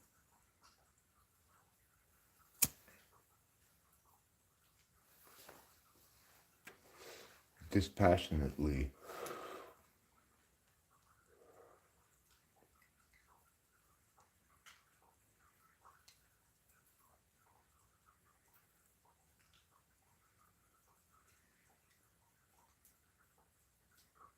In terms of like how to be, I'm not talking about all the argumentation, but in terms of how to be, Kant got it right. Don't treat other people as means to an end, but rather as ends in themselves.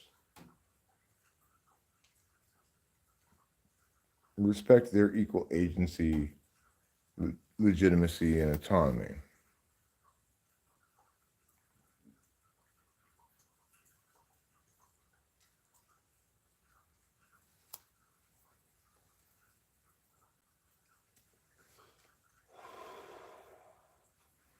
And good for Immanuel Kant, you know? Good for Immanuel Kant.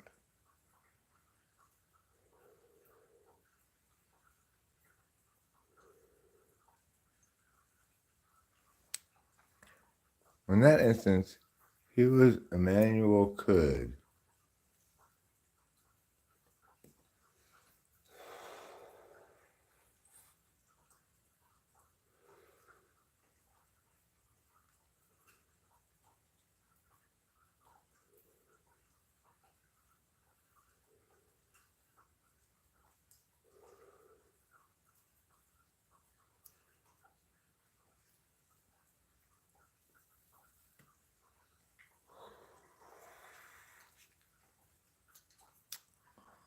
Well,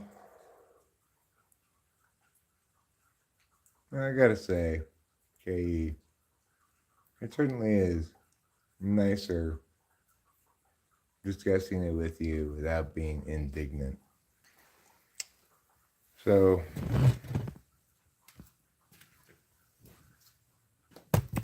I'm sorry if my indignation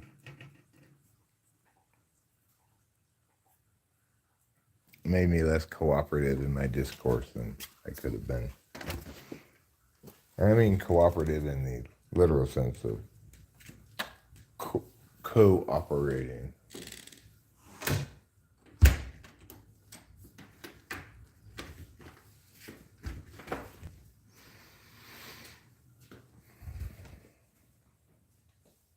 I will leave you the ground to show your cojones.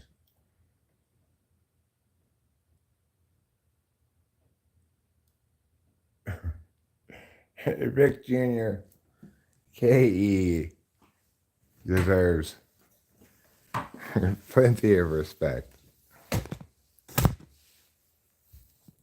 She does a good job of holding her own with me lots of times.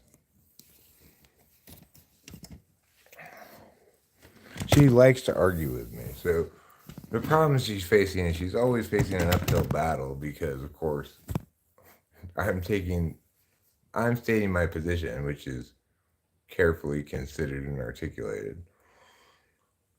And she's negating sometimes because she actually disagrees with me, sometimes just to be contrary. Well, if you're debating just to be contrary or whatever, you're at a disadvantage because you're wronger than the other person. If the other person knows what they're doing, as I do.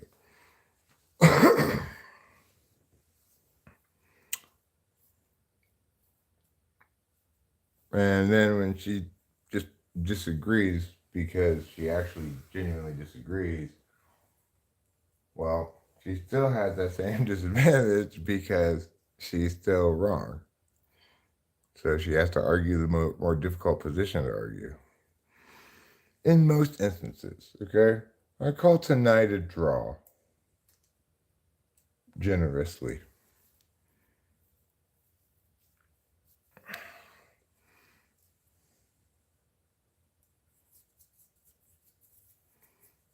She's a good arguer in general. It's just hard to argue things that are wrong. And she's arguing against me all the time. That's not a fair standard to judge against.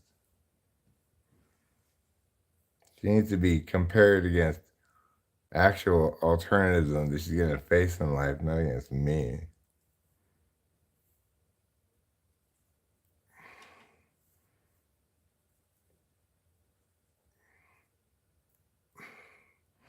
Because, one thing that I don't maybe talk a lot about regarding what's honed my skills is not just coaching debate stuff or whatever. It's YouTube as well. I've had so many back and forth with so many people on YouTube. Just that experience, even if it's not the most refined debating or whatever, it reinforces all the cogent points on everything that I periodically talk with people about. I update when I have an interesting conversation like I did today.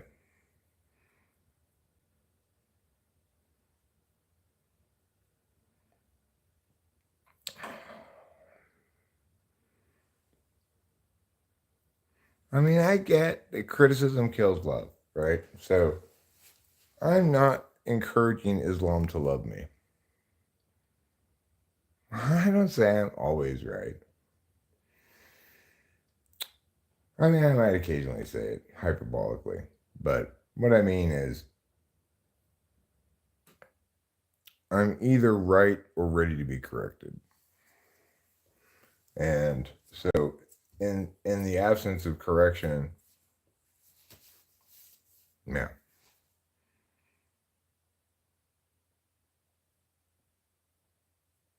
Eric has very clear biases, but he's blind to them.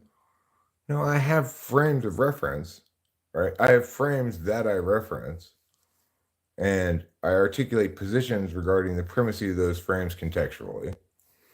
You might say that the fact that I'm advocating mia over mia inherently means I'm biased in favor of mia, but that it renders the term biased entirely meaningless. Just because I have consistent advocacies over time doesn't mean I'm biased. It means those consistently are my advocacies. I am, in fact, advocating the primacy of those frames. Doing so isn't successfully invalidated by calling it biased to have a position on things.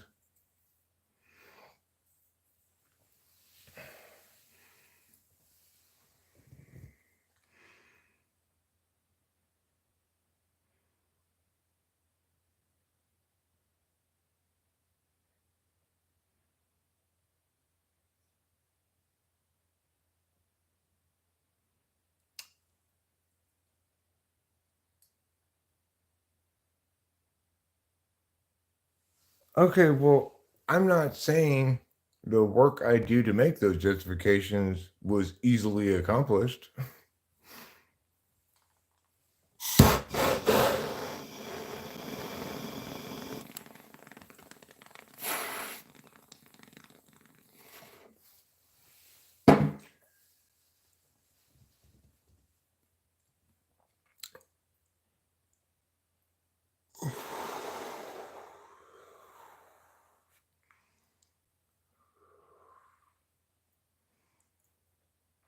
All right, I agree.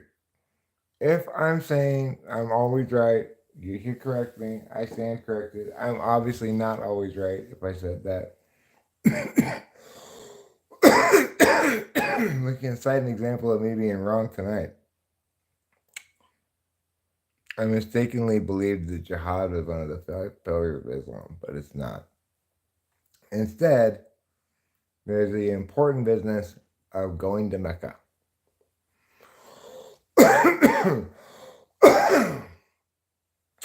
There's also the important business of fasting during Ramadan, of prayer, of belief in God,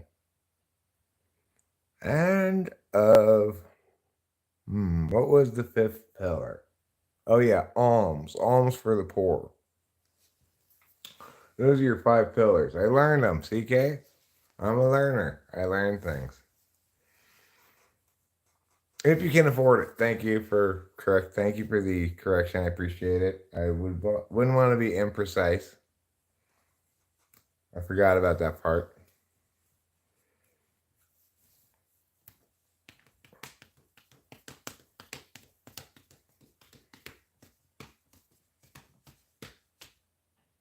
So uh, fun times at the Learning Factory today. I'm learning. We're all learning. We're learning about Islam. We're learning to not be so stout in one's critique of other people's cherished religion, especially when they're a good friend of the channel, KE.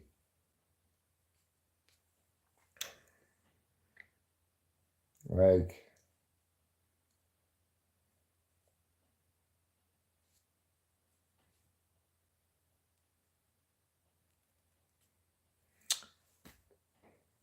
you know, life's a bitch and then you die. I guess that's the best way to sum it up. The big sin is to steal from the poor and the orphans. What if you stole from rich orphans? Would that cancel each other out? You need to work. You gotta steal from the rich orphans.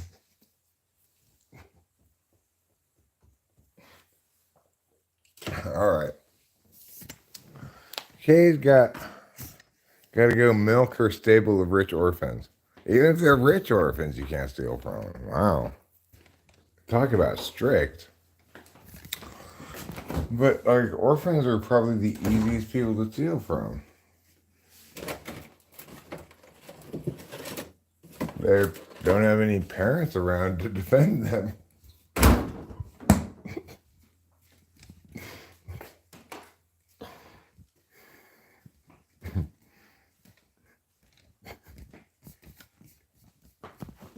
So, Butch, where do you want to hit tonight?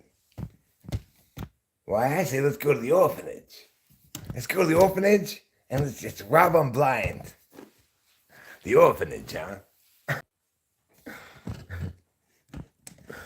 Especially if your family and you steal from orphans, then you're double scum. So if just I steal from orphans, I'm scum.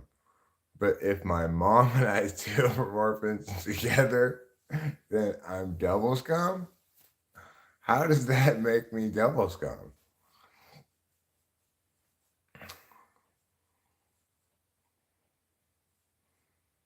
Don't sell, lease.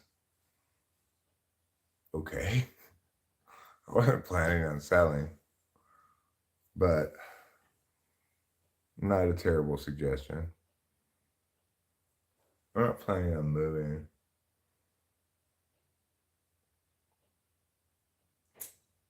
I mean, I've thought about it because, like, this house has great potential as an income property. I'm not sure if the ROI would be. Um, it's likely the ROI would be lower than what we're going to get on this property we purchased recently, um,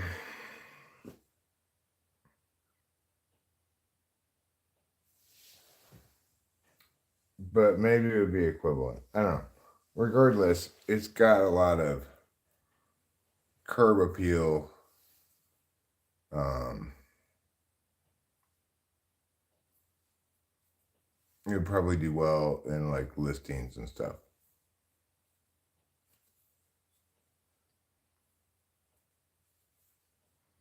It's not a mansion, Fly Guy. It's just a 3-bedroom house. Go 10K. Yeah, the answer to the question I asked in the title, live until 10,000 subs, is no. Unless there's some amazing rush of people come in to provide me a month's worth of subs in one night. The answer is no. But I was motivated to put this title by somebody else's title that said live until 1,350 subs.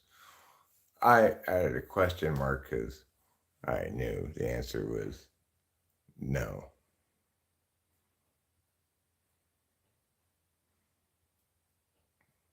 Turn your castle into a bed and breakfast and live in a shipping container. Great idea, Fly Guy. Great idea. I love the way you're thinking. Rachel's gonna love it too. She endures SI pressure so well. Put on some sexy sax and it'll go up. What sexy sax? Like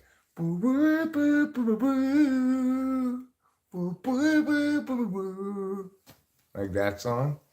Is that some sexy sax? Dance for you. Okay. I will. But instead of dancing in the conventional sense, I'm going to just walk across the room. And what you're going to see is how much just me walking across the room is like watching a beautiful ballerina dance. Just see.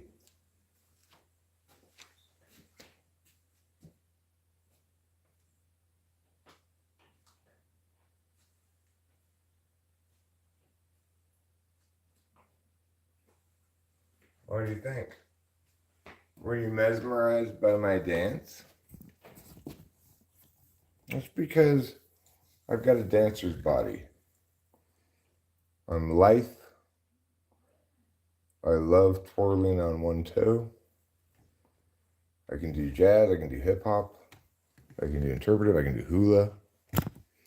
I can do that Russian dance where you kick your legs up, whatever that's called.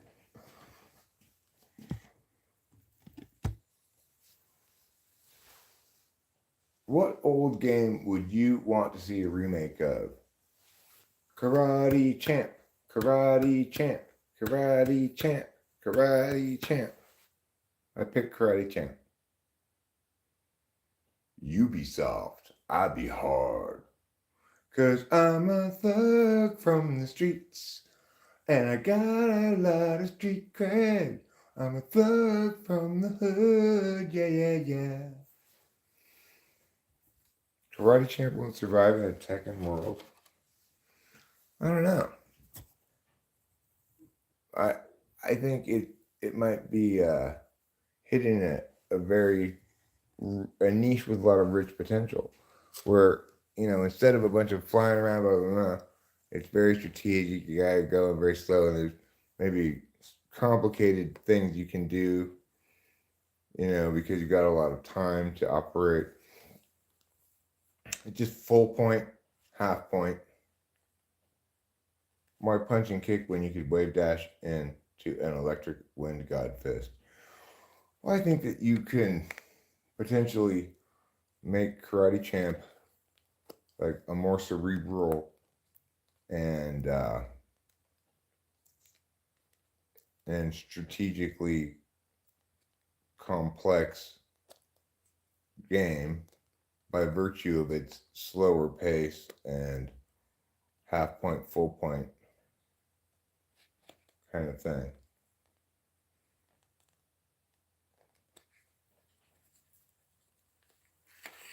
Okay, Fly Guy, thanks for squashing my pick. Okay, I want to pick a different old game for a remake of.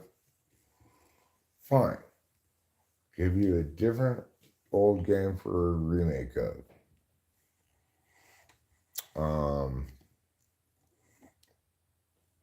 Chutes and Ladders.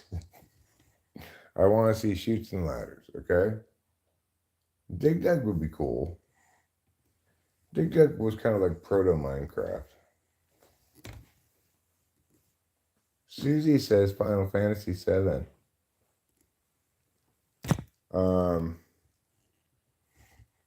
I'm gonna say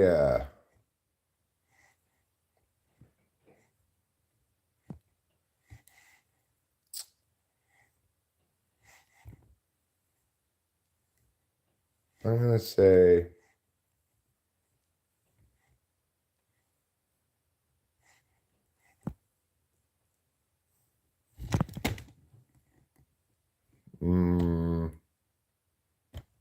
I'm thinking of old games I had like as a kid on the Apple.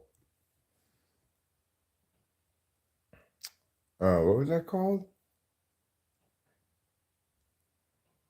Well, I really like the old Apple II Olympic Games. And they had various events you could do, and then if your country won or whatever country won, played the national anthem and like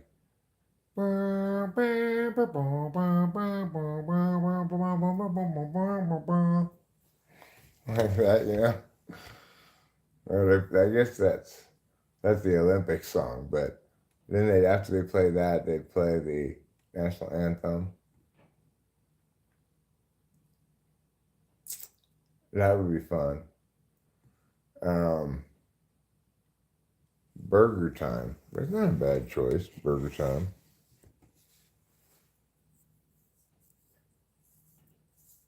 But what's that one where you have to serve all the people beer? I like that one better than Burger Time. What's that one called? You guys remember that one? The one that you have to dispense beer to all the people at the bar, and they keep drinking their beer, and you have to keep passing it. Tapper, yeah, Tapper, exactly. I'd also be down for a Frogger remake. Tapper was cool. Um,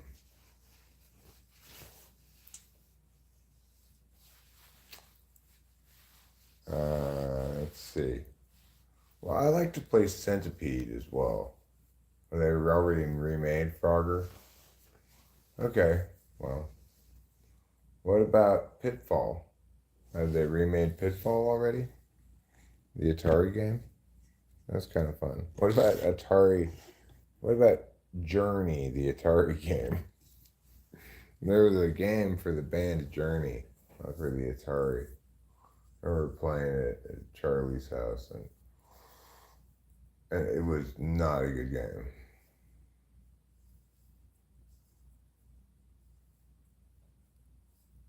Tony Hawk Pro Skater?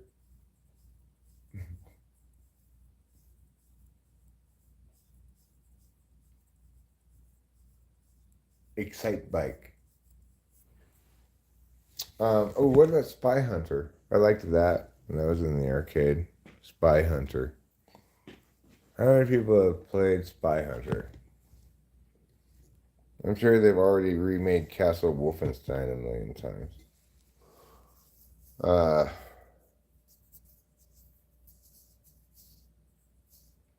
there was this one game that I used to like a lot. It was a text game, more or less. It was basically entirely a text game, but I think there was some key commands you entered sometimes that weren't type in words or whatever. Japanese games were superior. Anyway, it's about you go down in this labyrinth or dungeon and like go down to the. I'd have this thing where I'd try to go down to. You could teleport down to a really low floor where the monsters were super tough, and I'd try to get away with fighting and winning one fight above my level a substantial amount, and then I'd get a bunch of good stuff. Anyway, I could never been able to find what that game was called even. I'd like to play it again sometime. What about chess, K.E.? Have you considered remaking chess?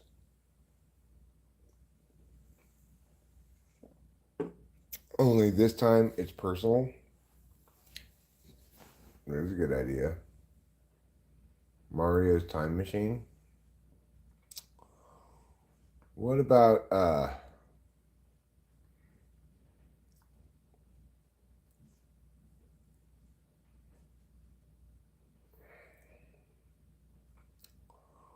what about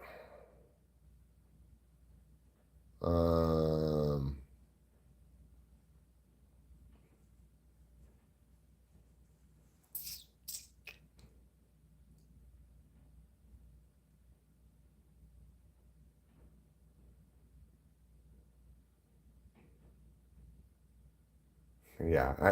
that one was a joke. Like chess was a joke. Obviously, that there's a million versions of chess. Yeah, that one was a joke. What about uh?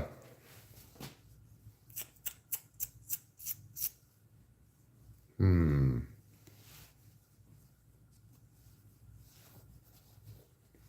Old games I used to play. What about like Bard's Tale? Have they remade Bard's Tale yet? I remember playing. I don't know how many ones they put out. There's more than one of them. There was like Bard's Tale 1, Bard's Tale 2, Bard's Tale 3. It may have been like that. But I remember spending a lot of time playing one of those when I was maybe in middle school.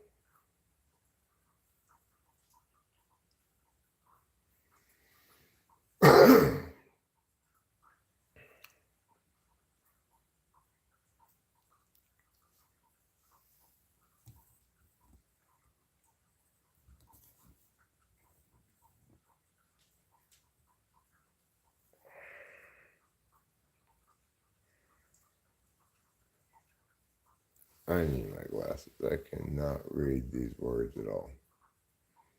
These words have defeated me with their smallness.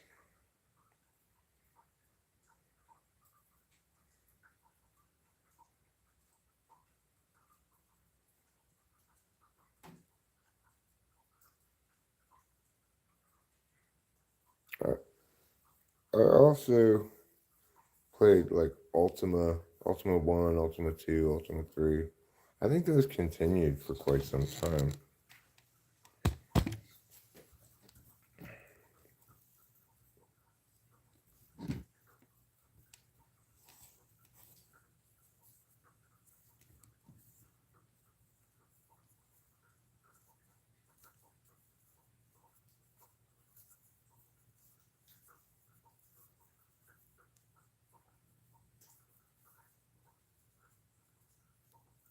Well, that's all the games I can think of.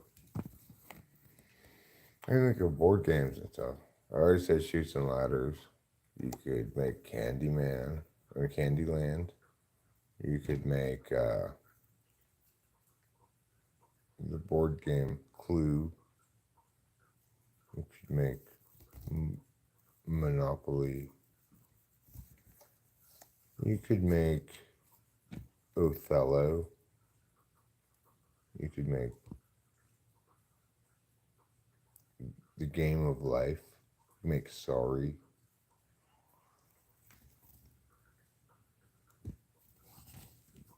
Those are all board games you could make. This is compelling content here. I am winning some kind of YouTube award right now, clearly, with this kind of compelling content. What about hopscotch?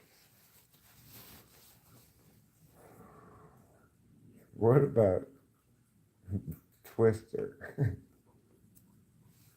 Make computerized Twister. What do you think? How about Dance Dance Revolution? But this time it's just called Dance Dance. Because, it's no longer revolutionary.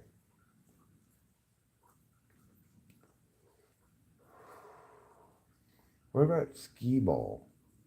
How about making a video game of Skee Ball? Do they already have that? Probably.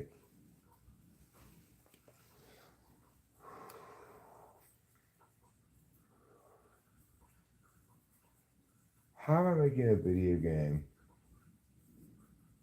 of pickleball, but you have to run down the street while you're playing pickleball? So like cars go between you. Pickleball is big now. You can get on the pickleball bandwagon. You could call it parkour pickleball. Parkour pickleball is a great idea for a game. Why don't you make that game, KE? Why don't you make parkour pickleball?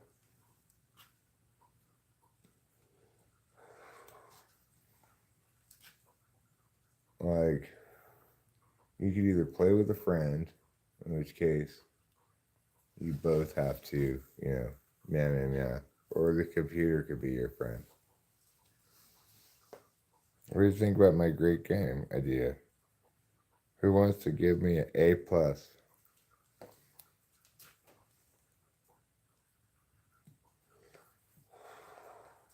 Mixing two of today's hottest sports into an even hotter new video game, KE presents Parkour Pickleball.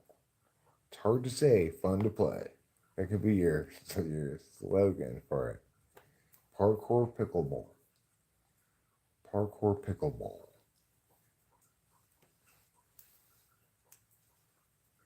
Of course, it would be called Pop It after a little while. Or Parpy. Parpic. Or just maybe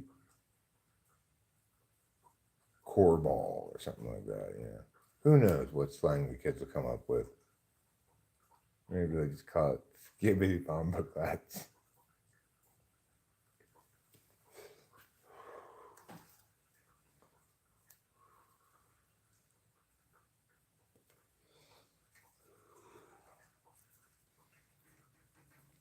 A Skibbity Bomba Clats could be like the boss level obstacle in Parkour Pickleball. I mean, you have a few boss level creatures in Parkour Pickleball.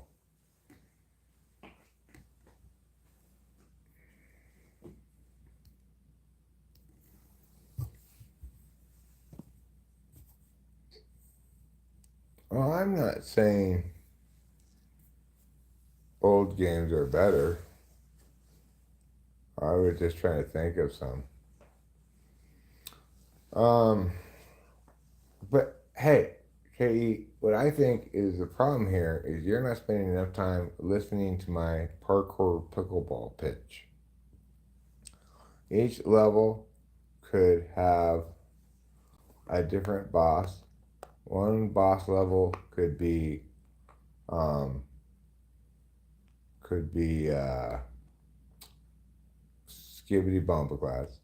The next boss level could be Glide Flaps. The next boss level after that, so he's trying to get in the way of you pickleballing back and forth, right? You gotta hit it so that it'll bounce off of him, though. That's what I'm envisioning here. And then in the third boss level, you got Mayan Shanktopus, who's got a lot of arms, and each of them is holding an obsidian sacrifice knife. And he's trying to stab the pickleball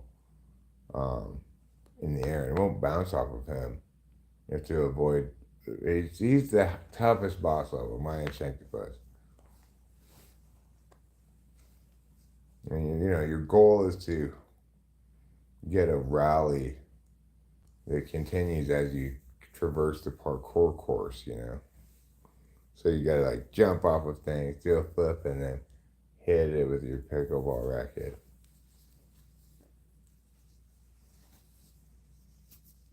Okay, everybody, let's stop talking about these remakes right now, because there's no reason to remake a game when you have laying right in front of you the best game idea since Goat Simulator.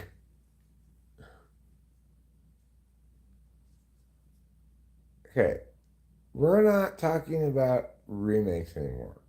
We're talking about the next Goat Simulator level game, and that is Parkour Pickleball. Why aren't you right now beginning to code it, KE? You should be coding this game right now.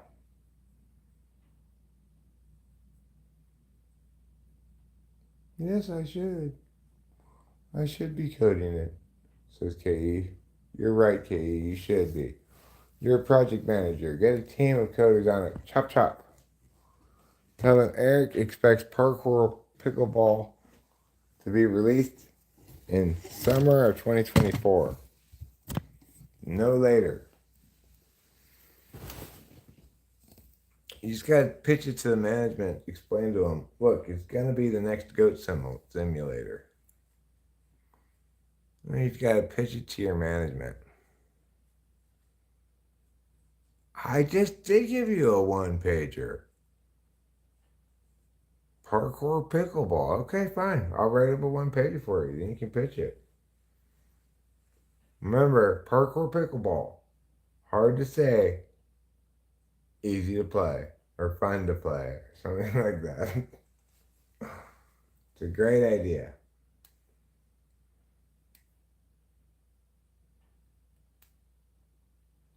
Those are Japanese games? Parkour Pickleball is not a Japanese game. It's going to be an international game. Resident Evil is Capcom's biggest cash cow. They just keep making the same game series as long as it prints money. Well,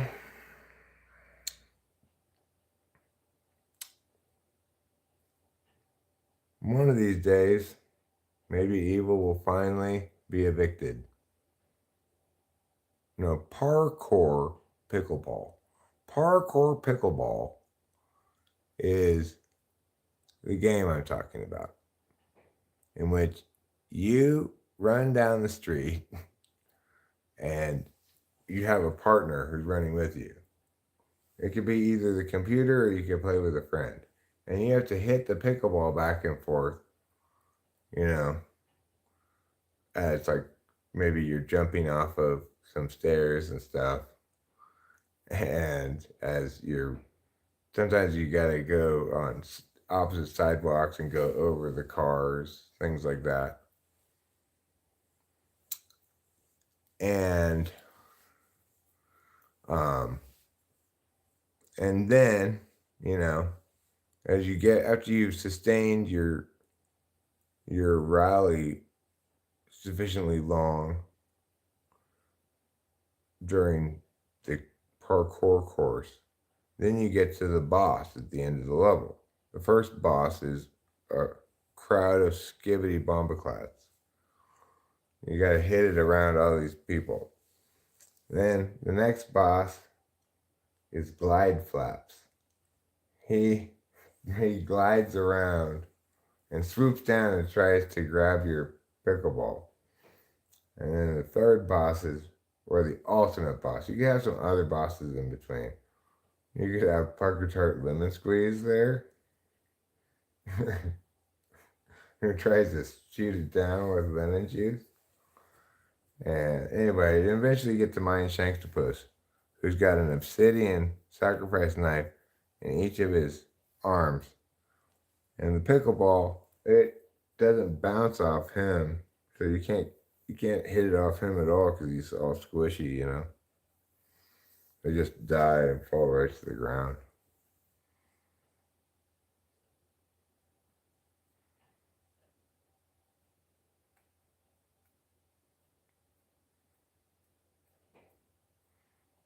Well, if like what Resident Evil's gonna be called soon is the game replaced by parkour pickleball.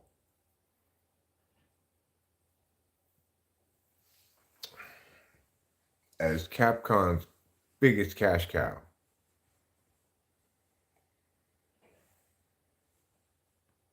There's nothing to sell. Well, I mean, that makes it a good thing for a video, right? It's like, uh,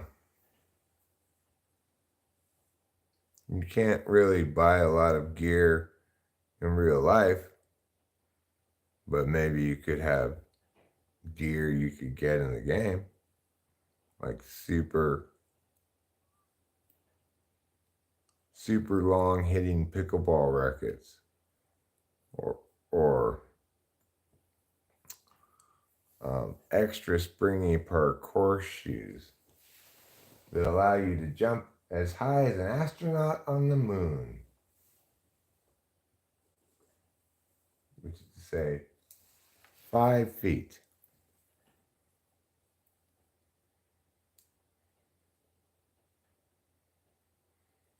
An idea of a sports platformer multiplayer game sounds interesting. Something like a Rocket League is super popular.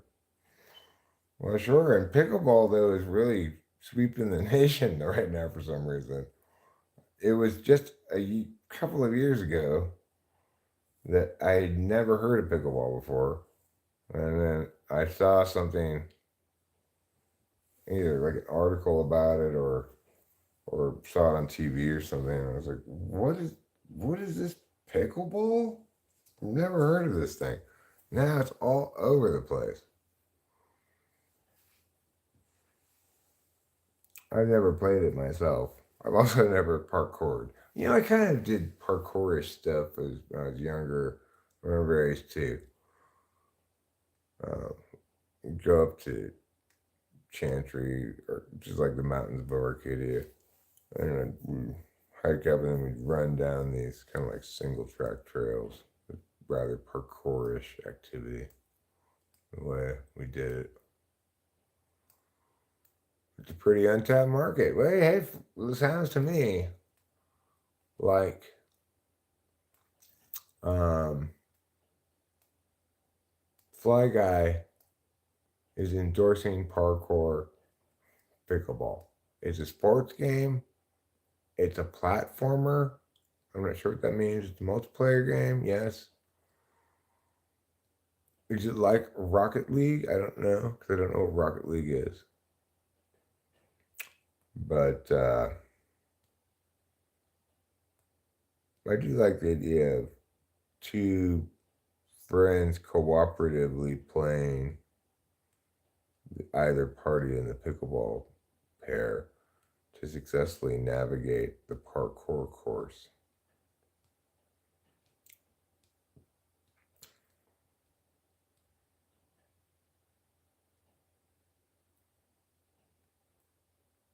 Oh, platformer is a game based on movement, jumping on and over stuff. Oh, cool. Have you guys ever seen that sport? It's like professional chase league or something where it's basically um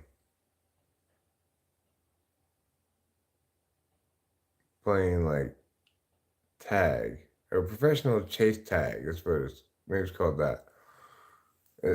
Something like that. But they have this course set up that's got like kind of a jungle jimmy thing at tag. There's jungle jimmy thing in the middle, or maybe like another obstacle thing over here, but it's not that big of a square. They try to manage it to be not skew in favor of either the chaser or the chasee. And if you can avoid getting tagged for a certain period of time, then you win. But if you tag the guy, then you win. It's pretty entertaining. I had a brief like binge of chase tag, but I guess I got tired of it and stopped watching it. But I might now. I feel like I want to watch it again.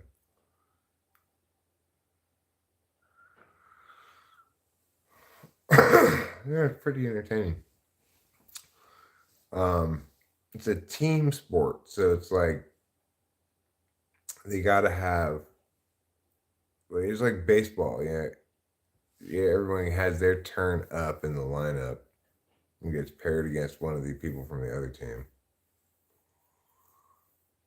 I used to watch martial arts. It's too fake. I like cycling. Well, mixed martial arts isn't very fake at all. It's a little too brutal sometimes, to watch, frankly. I like watching boxing, but I find MMA a little bit too violent for my taste. But I do like boxing a lot. And I like MMA, but I always feel you think MMA is fake?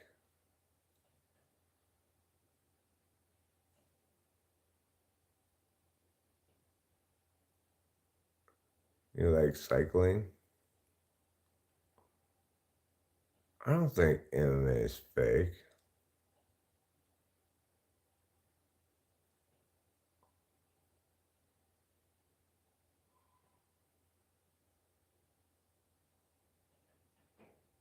Yes, there are fights that are fakes, and the league itself is full of cheaters. Are you talking about UFC?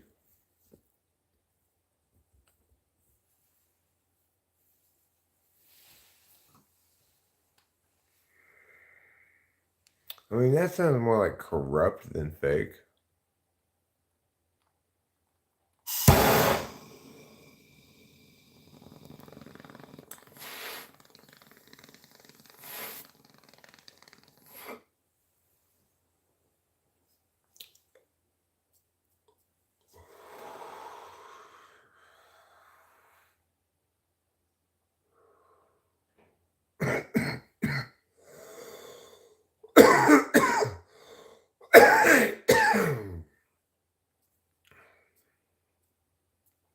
Well, certainly a fixed fight is fake, right? But those kind of competition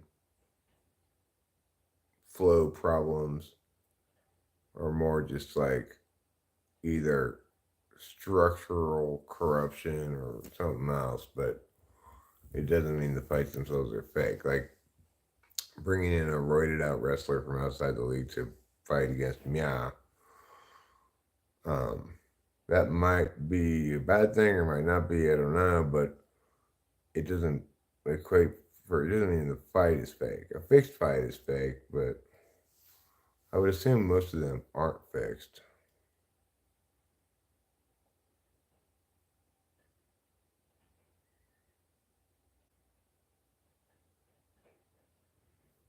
So you think that they don't enforce performance enhancing drugs enough in MMA, Fly Guy?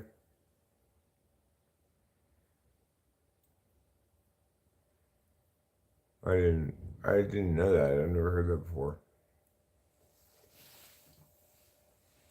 I never really thought about it. Like, Or these guys on steroids or whatever. Never crosses my mind. In boxing or in. Do you think it's not a problem in boxing? Or do you think it's also a problem in boxing?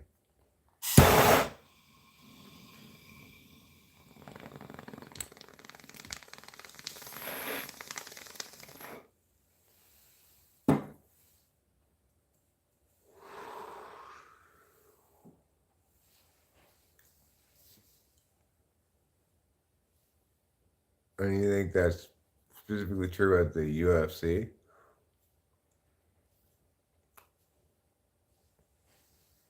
Well, I'm sorry to hear that if that's true.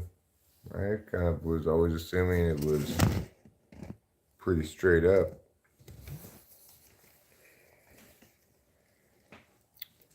Boxing is more nuanced. They have their own problems with cheating. It's more subtle. They've had more years to perfect it. More money's on the line. So you think those are fixed too? It's like what could possibly motivate two boxers with a huge pay-per-view package where they're each getting shit tons of money already? What could possibly motivate them to fix it?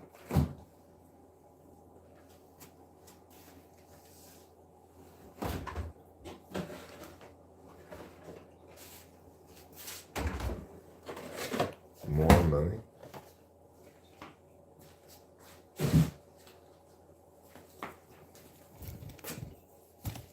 I don't think that makes a lot of sense. But maybe you're right. I don't know. Oh, you're pretty suspicious. What other sports do you think are fixed?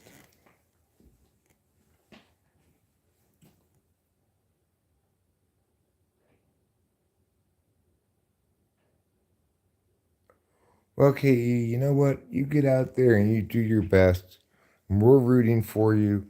And we know how important it is for you to get your stuff done. And you know what? Once you get going on it, you're going to find it's kind of almost relaxing. You're going to enjoy it. So you have fun out there today. I would enjoy it if it were a fair competition.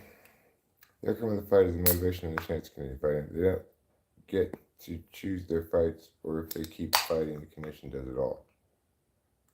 Boxing, you're saying? Well, what other sports do you think are fixed?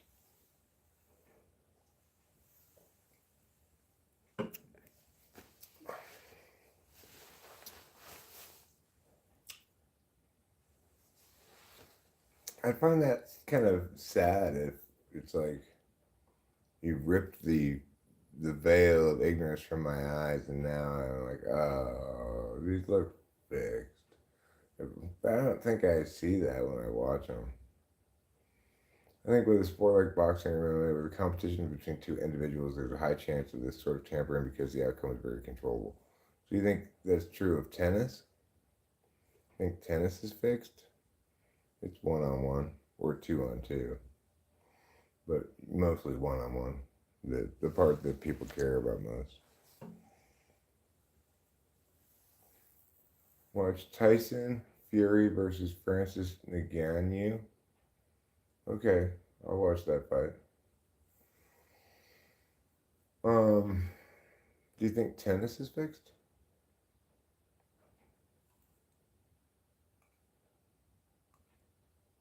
I'm curious.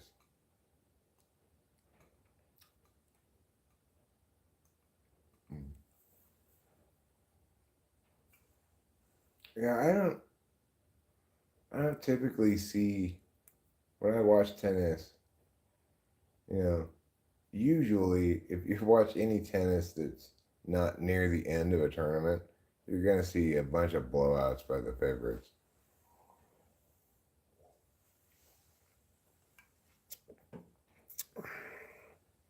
that aren't any fun to watch. There was one on that I watched for like 5 minutes earlier today. It had a famous guy whose name I can't remember right now. It's like Niels Farron or something. I don't know. Versus some guy who nobody's heard of who's getting his ass kicked. Getting punched in the head for a living literally makes you retarded. Well, I mean, it doesn't make all boxers retarded. Some of them seem fine.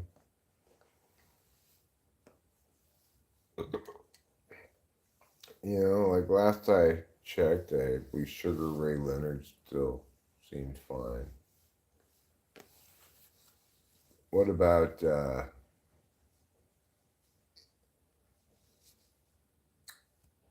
what another old boxer? Mike Tyson still seems fine. I mean, you know, not retarded. Not any more retarded than he was at the start of his boxing career.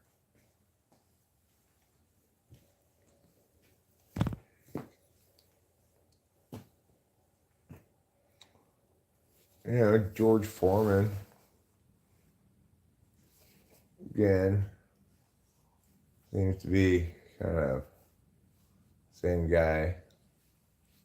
Some of the more sturdy types like Foreman, if they didn't get hit too much, or if they did get hit, they either faced a cushion of blows to their brain like Foreman did.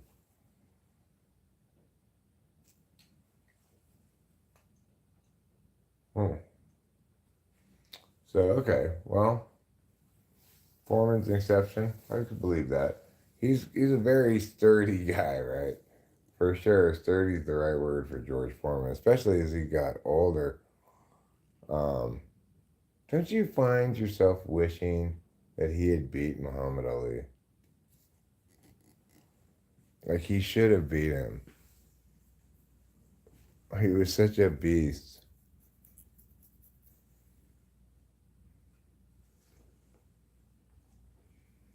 I do. I wish George Foreman had beat Muhammad Ali. You think that one was fixed? I don't think so. I don't think so. I mean, it's pretty clear if you watch that fight. Foreman punched himself out, you know.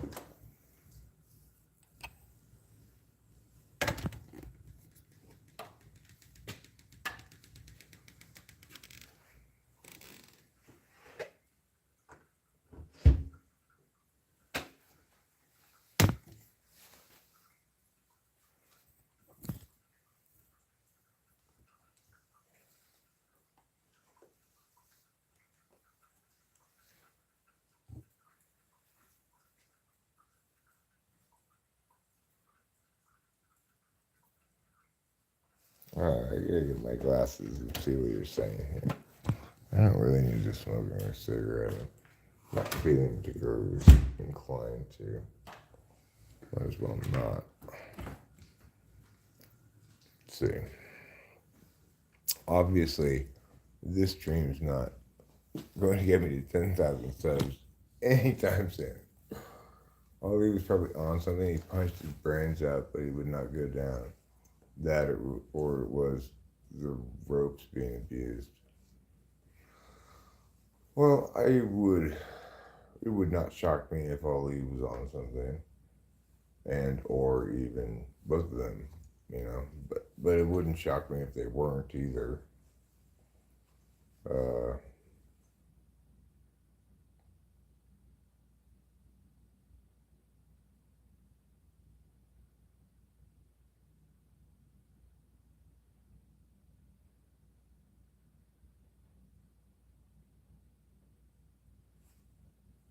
or was the ropes being abused?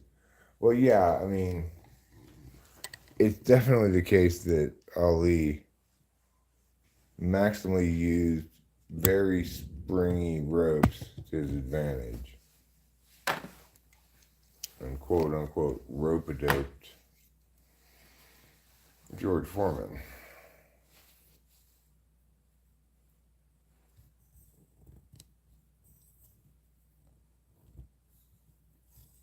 I mean, are there any substances that can prevent you from being knocked unconscious? Like, what substance prevents you from being knocked unconscious?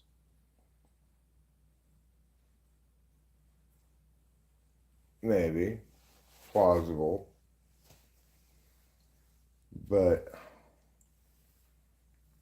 gaining an unfair advantage by cheating is not the same thing as a fixed match. PCP would have that effect? Maybe. Maybe.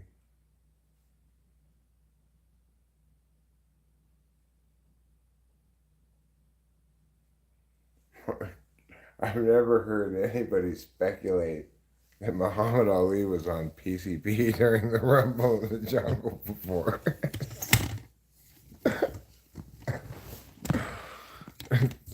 That's quite a wild notion you got there, Fly Guy. The reason George Foreman lost to Muhammad Ali was because Muhammad Ali was on PCP. Maybe.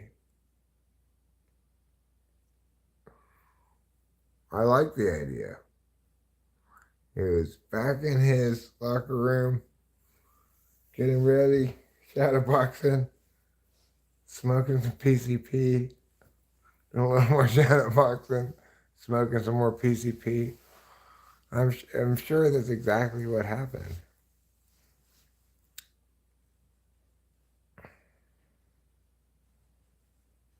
I think it's more likely than he just had great determination or whatever nonsense.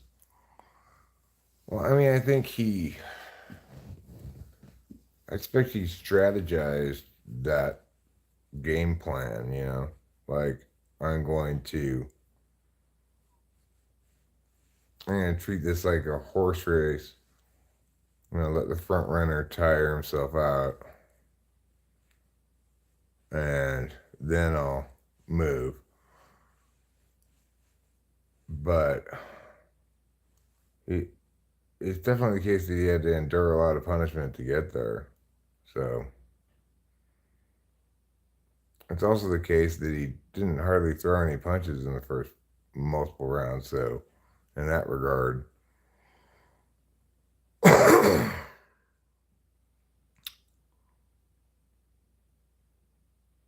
well, I don't think it's that, Fly Guy. It's the idea that I can make him punch and miss a lot. And if I can induce enough of that, either punch and miss or like deflected indirect hits rather than actually good solid strikes, then I can win the overall calculus of durability, punching power, retaining punching power. That's the only way I'm going to win this fight. I think that's what he thought. That's the only way I'm going to win this fight because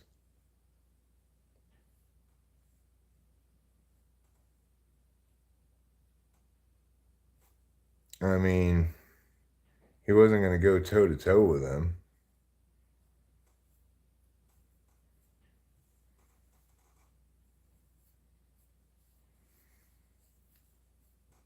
Well, yeah.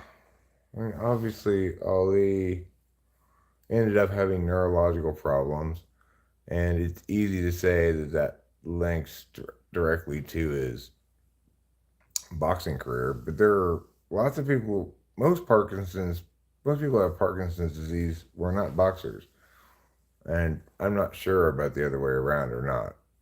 I'm not sure how common Parkinson's disease is among boxers. Admiral Mighty Buffoon, wonderful to see you. He'd block punches with his temples. That seems ill-advised. That's bad, right?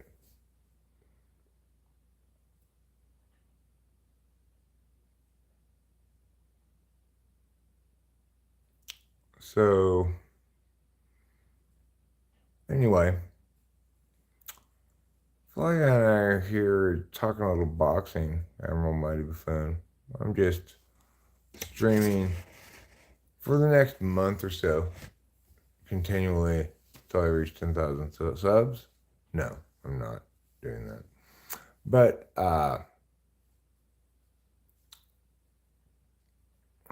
I saw somebody else in a recommended video. It was titled "Live Until 1,350 Subs." So I just emulated that. Uh, Not obviously a particularly busy night around the old corral, and that's okay. I definitely hope to get some sleep tonight, but I'm kind of up after the open mic. I feel mixed feelings about it. I'm really pleased with how Rachel did, but I'm a little annoyed at myself for the second time going there, not managing the levels correctly. And I wanted to, you know, meow myself about that. And I can't hear my voice, then I try to adjust in different ways, and it gets those things get all fucked up.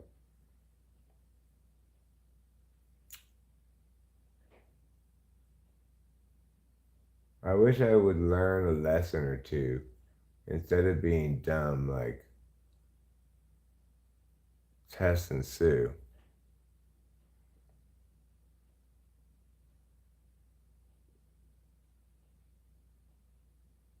Yeah, well,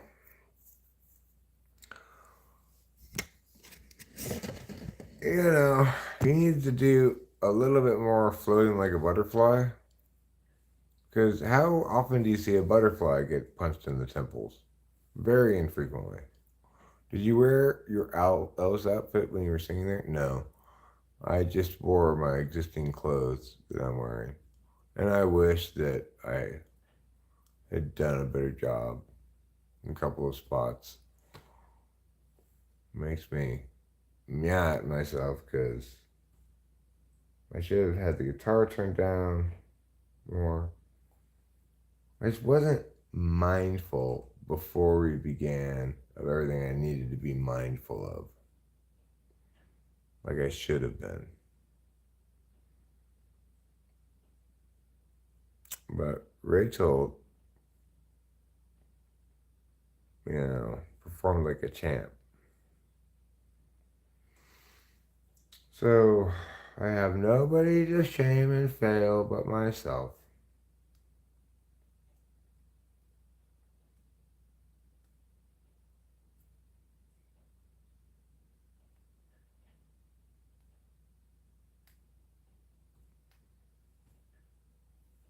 I think Gregory in Disguise was generally quite well received by people, just from gauging the read on the room.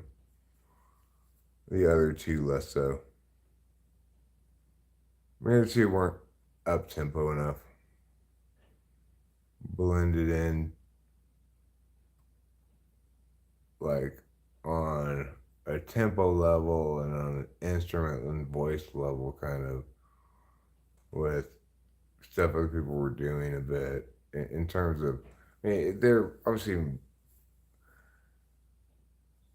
uh,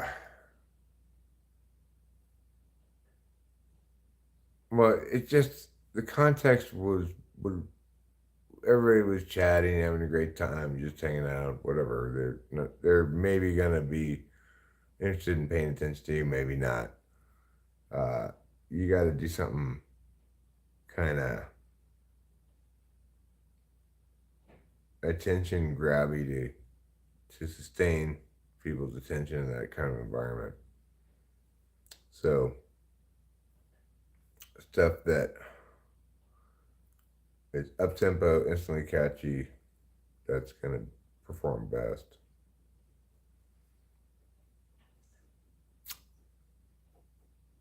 But I'm very pleased with our progress from just me playing, now me and Rachel playing.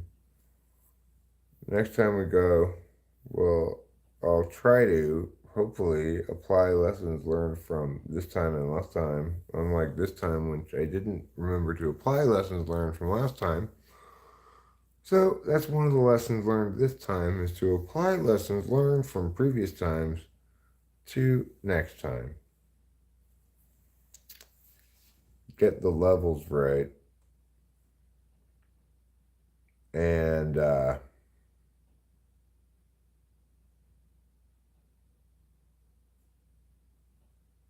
in particular,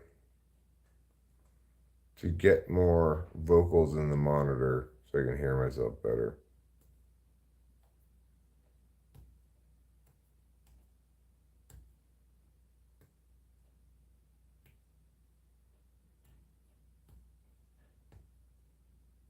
That would be great. Or find some other solution to hearing my own vocals better.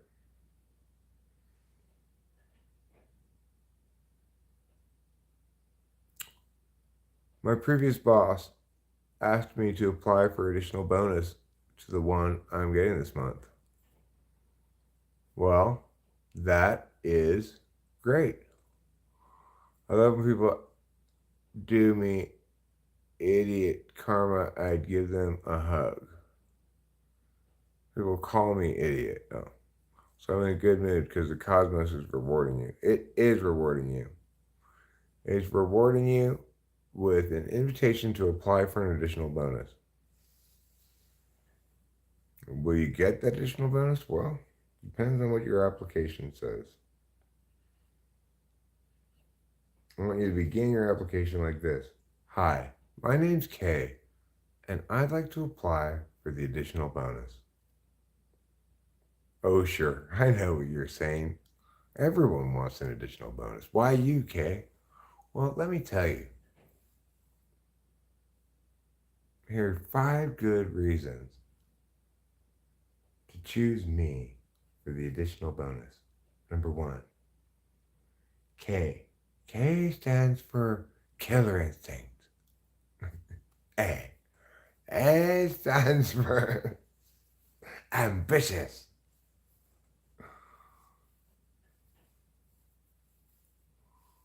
Oh, I see. Wow, that's cool.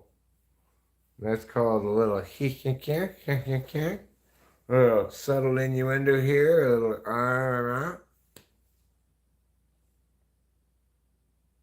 I really want you to get this, but you gotta fill out this paper.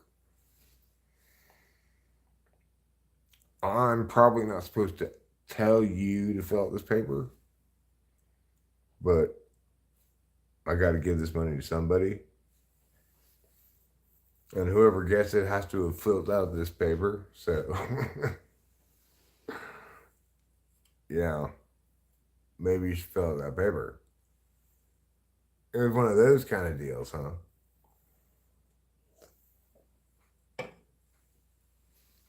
Sounds pretty good, Kay. Sounds like you got the what, and the who for.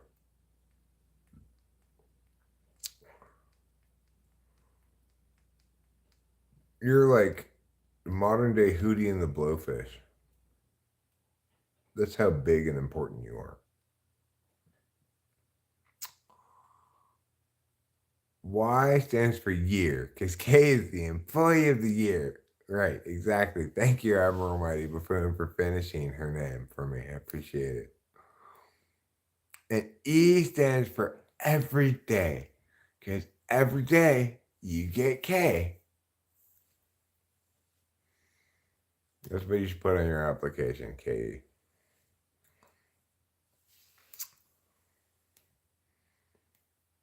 I am mighty. You're right. I'm mighty like king. I'm mighty like the Mighty Ducks used to be before they became the Ducks, the regular Ducks. They should have changed the name from the Mighty Ducks to the regular Ducks instead of just the Ducks, pretending as though they'd never been mighty. Oh no, we've always been just the Ducks. Hey, Jimmy.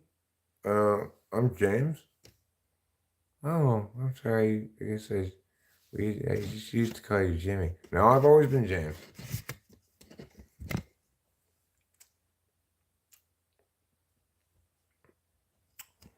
Anyway, don't name your duck James. Ducks hate that name. All right. It is now 1:22 in the morning, and I should probably go to, can you guess where? That's right, bread. Okay, eat communitarian.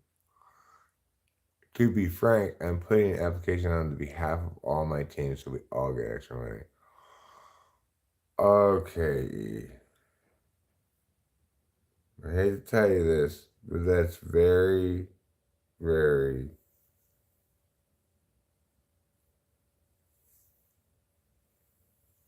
no. No, KE, no. Your needs be. What does that mean? You under prioritize your own interests inherently. Add communitarianism into the mix, and you're a little selfless Sheila. Okay? You need to care more about getting what KE wants, what KE deserves, not what other people want. Okay?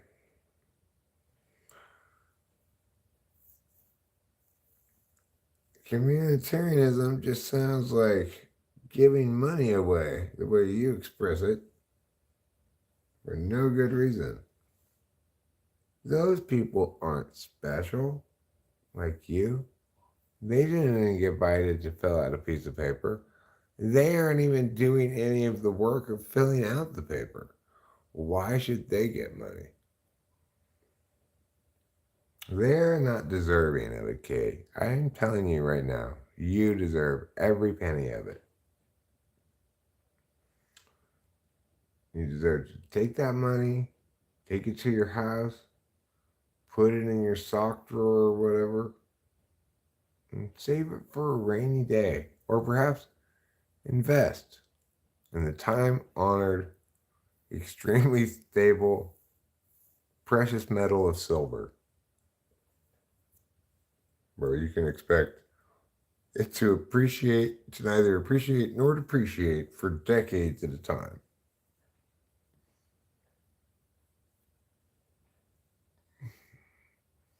Because it's their right.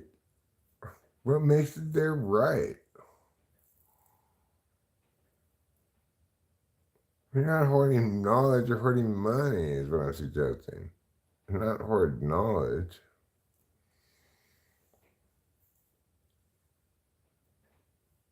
Because it's their right and they gave me a hug yesterday. I don't care about appreciation, but it's their right to. Why is it their right to? Because they gave you a hug yesterday?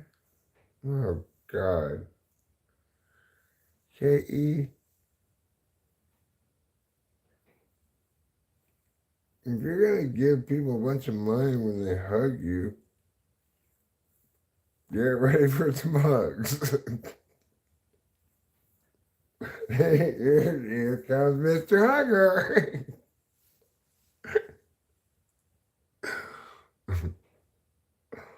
Well, I like to think if you hug KE, you squeeze money out of her.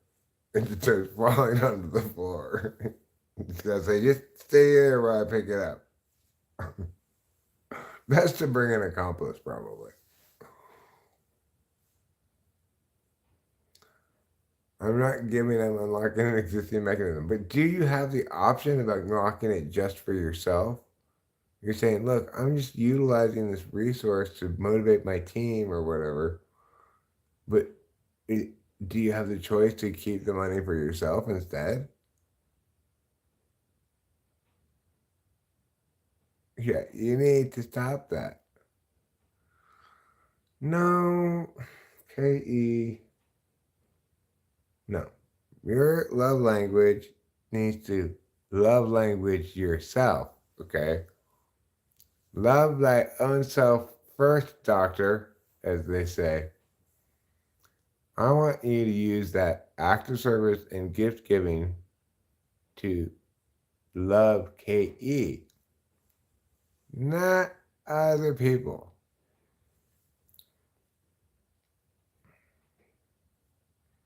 Yeah, I know. Every day you get to hug K and your pocket's filled with cash. Oh, you didn't have the option of keeping all of it. I love myself. This is just about loving yourself and loving other people. Well, you know what? I say give them the hugs, keep the money. Can't keep all of it, well, keep as much of it as you can. You have to direct at least 10% of this to team stuff. So the rest I can pocket? Yeah. Great, thanks. Okay, but it would be nice if you. I said, great, thanks.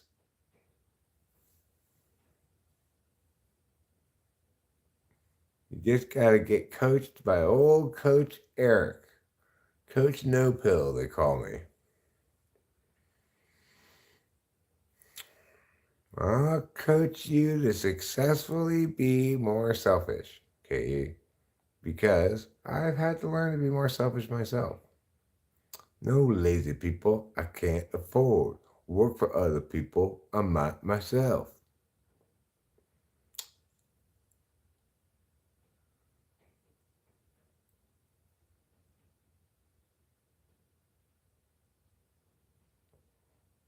Right. Well, yeah, you got to be careful about that. What you mean is no poor people.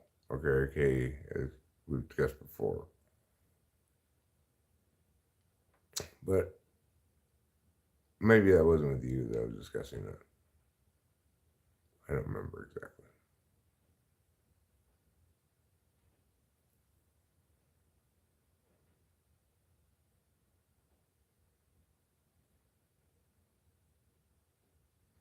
Well, four is fine as long as they're ambitious. Ambitious and young? Because it's like, if they were poor but ambitious, you're not going to stay poor but ambitious for long, right? If they're, say, 30, that ambition might just be sort of withered potential.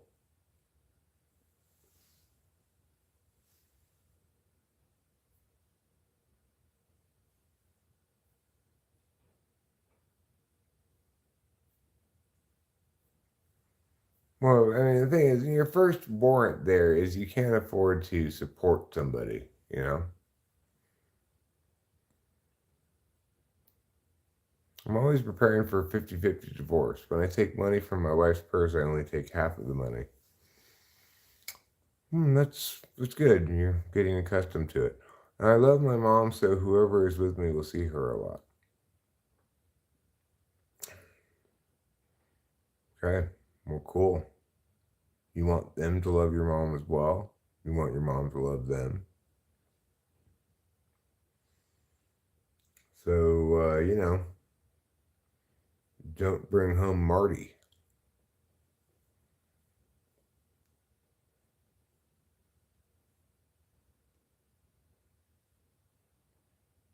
I suspect that.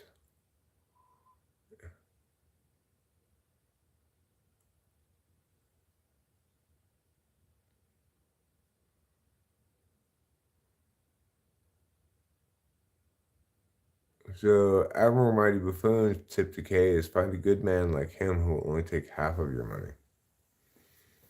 That's good advice, Kay. That is good advice.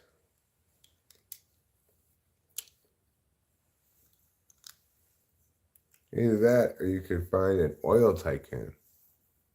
What about if you want to maybe marry an oil tycoon? Would that help you solve your money problems? Well, it's you're not gonna have money until you keep giving away your coworkers.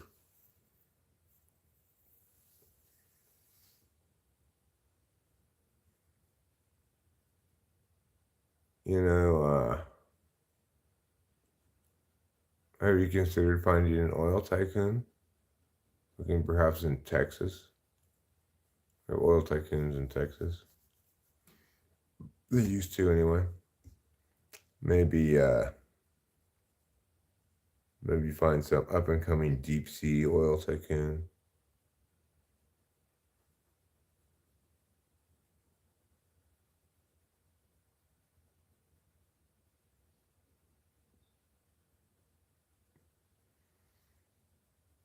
Where I'm from, you only inherit from your parents and that's it.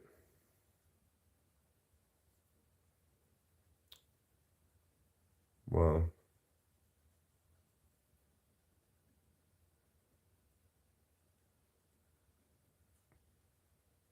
so you need to find a rich man when it's gone too far, but you know it don't matter anyway. Maybe you should marry uh, Dallas Mavericks owner Mark Cuban. He's rich. What do you think about him? Do you want to marry him? I'm your matchmaker, K.E. We're going to find you a nice rich man to marry.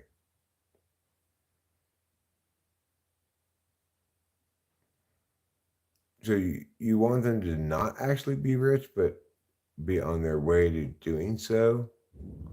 And then that way you'll have known them before they had money and after. Is that specifically what you want to have them for that reason? Or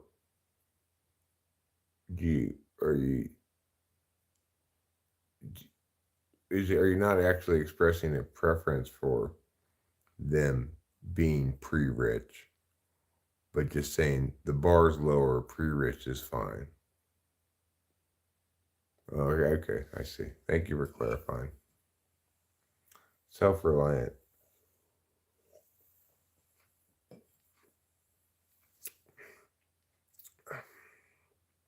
I see. Well, good luck with that. I wish you all the best. And I've got a list of eligible bachelors for you. What about um,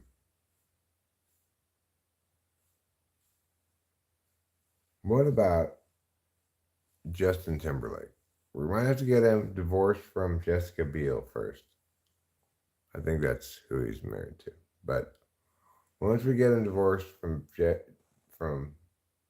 Jessica Biel, then I'm sure he'll be quickly moving to get a new wife. You'll be right there, bump into him in the coffee shop, and he'll be like, "Hey, girl, I'm bringing sexy back." And he'll be like, "Tee." No, says Katie. She does not want Justin Timberlake. Okay. Well then, how about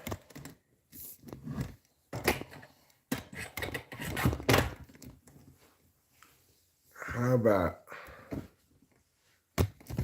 famous rich person Benedict Cumberbatch? What do you think about that?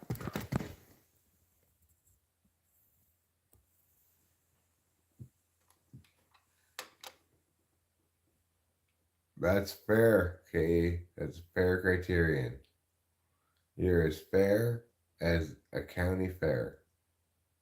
So you want to go to school and have a plan and need help.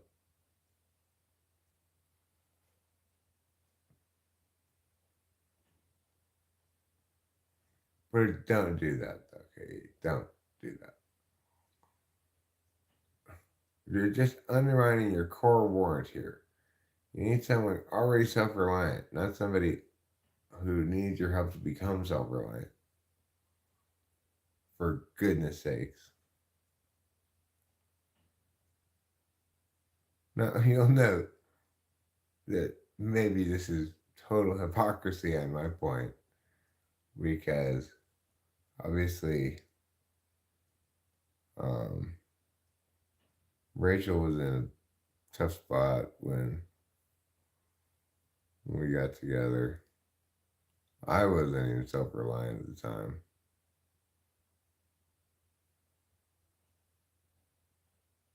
I don't have a core point. I'm imposing one on myself due to past bad decisions. Yeah. Like that week you and Ryan Reynolds were dating. My bar is in hell. Hmm. I see. Well, you're not going to meet any nice guys at a bar in hell.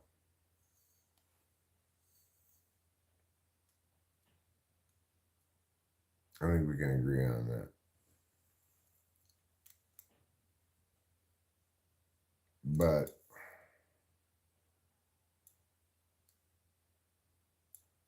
the heart ultimately wants what the heart wants, right?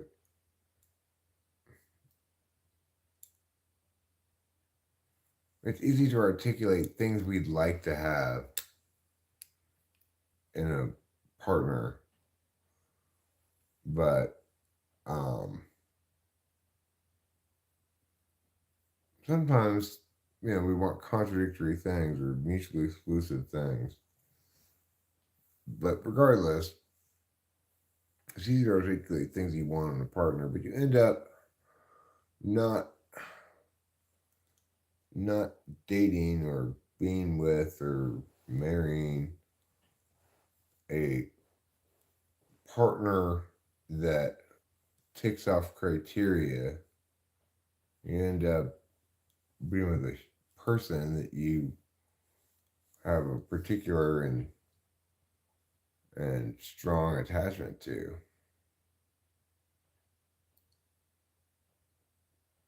Who's savvy and got good taste in the ladies? Me. Well, I'm not available, of course, but I am savvy and have good taste in the ladies. So good for me. And hooray, air. I really should go to bed. It is about time to go to bed. I feel very tired. I feel myself just in a heaping lull of flaccitude. And it's not a bad feeling, but it's kind of a super mushed out feeling.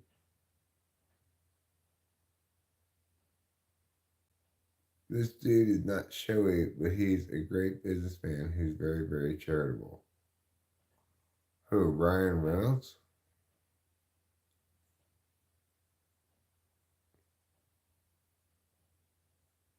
Really? Well, good for him. I don't, I don't, I'm not impressed by charity. For one simple reason, I don't want to receive charity. Why would I feel as though providing something other people don't want to receive? I'm applying the golden rule here. I might have to at some point, or whatever, but I wouldn't want to.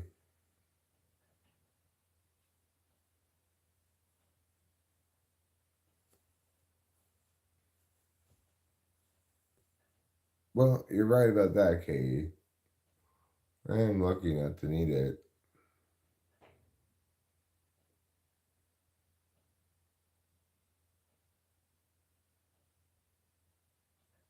You know, when I do provide charity, quote unquote, I like it to be authentic. One time, Delilah and I saw this young lady outside of Denny's who was underdressed for the very cold weather and was waiting there. And we went to our house that was nearby and got some warmer, warm over clothes for her and gave them to her and stuff because we felt bad, you know.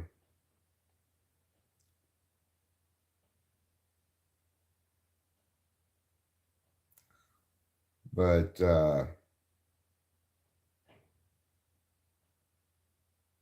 generally speaking, when charity is needed, witnessing the need for it is scarring to your psyche. I can't handle that shit.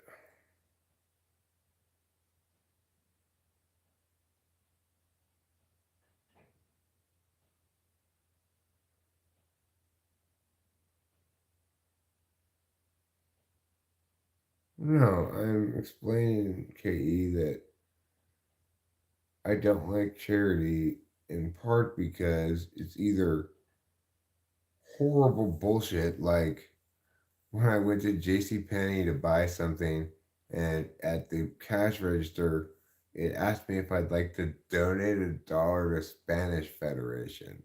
No, the Hispanic Federation. What is that? What do you know? Obviously, like, what kind of customer finds some satisfaction in donating some randomly selected, presumably charity called the Hispanic Federation?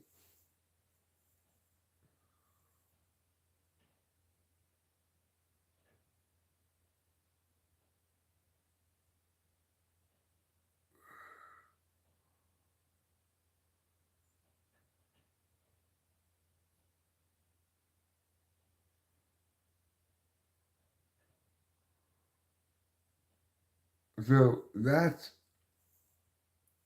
one thing, right? Is that a lot of charity is like that. It's like, not for profit organizations. It's a tax status. There's a bunch of bullshit associated with that, right?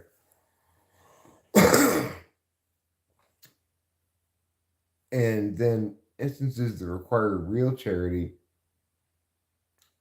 to witness and respond authentically with needed charity puts you directly in the emotional line of fire of the worst things that humanity has to offer, you know? Yeah, charities, lots of charities are mostly salaries.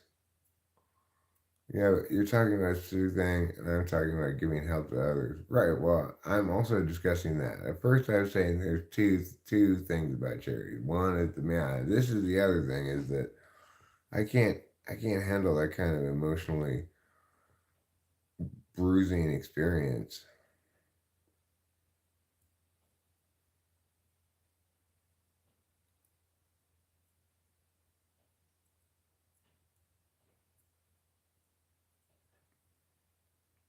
Well, yeah, I wish I did a better job on that stuff. You know,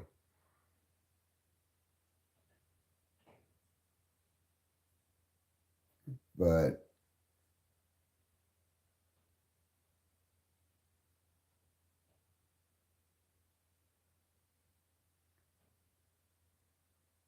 I've seen enough death for a while.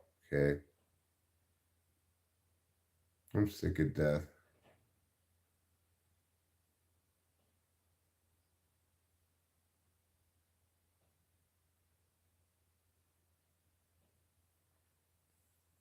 You know, I just dealt with not that long ago two parents dying.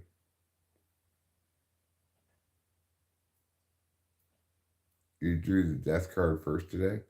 I don't believe I did. So yeah, I'm sick of death, Katie. I'm not playing around with dying people.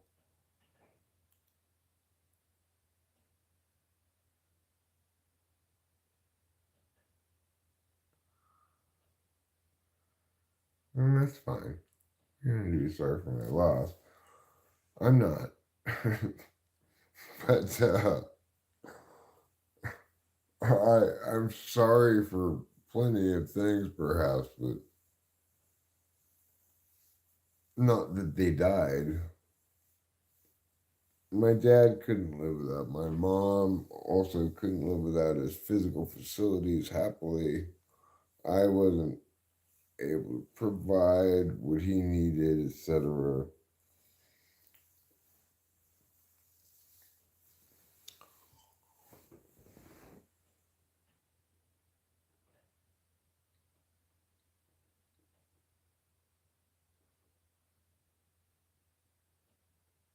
I mean, I'm not an uncharitable person. People would say I'm very generous. A lot of people would probably say that. But I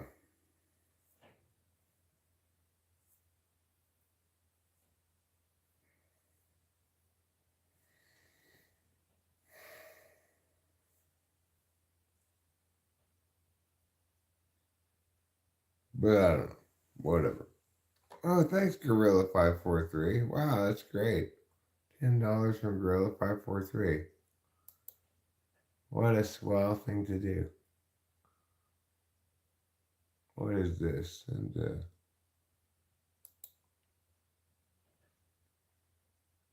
yeah. What's this balloon? One, two.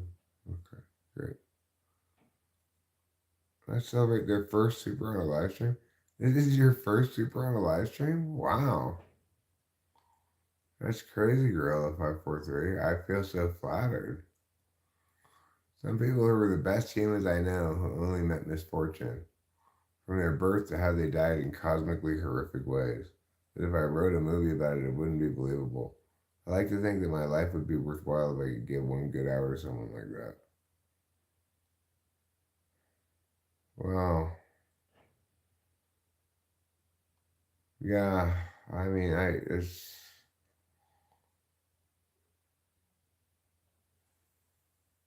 let's try not to place ourselves in emotionally vulnerable positions, Katie, okay? You you're gonna have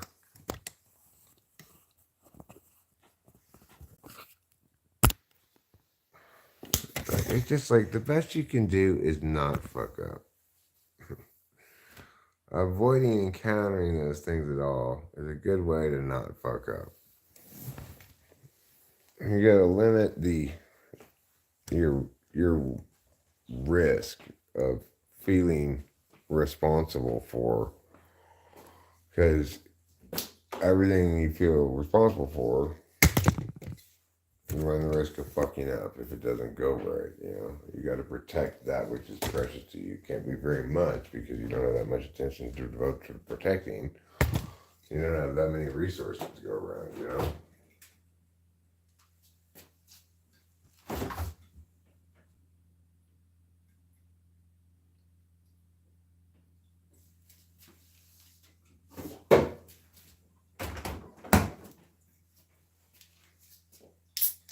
So I guess it's all just a rich tapestry.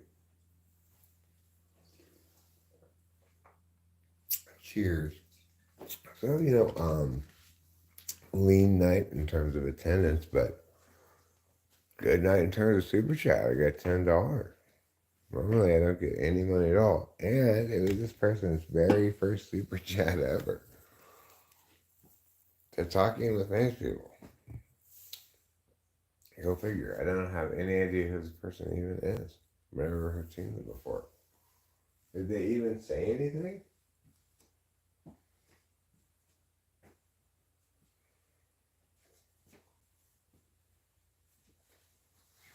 Maybe they're just like brightening some random guy's day.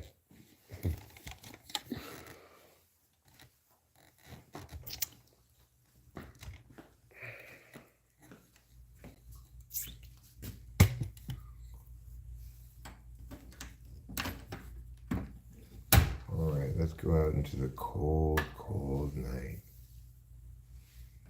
I'm not really dressed warmly enough. I put this hat on to help make it a little bit less inadequate. My clothing, my garb, my attire.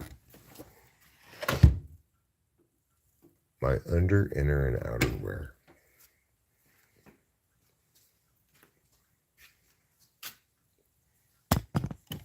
What do you call clothing? There's a combination of underwear, outerwear, and innerwear. You call it everywhere.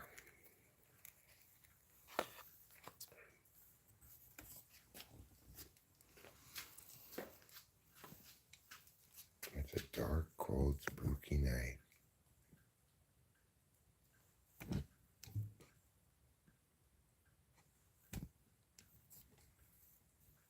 It was long ago on a dark, cold, spooky night like this that our story begins.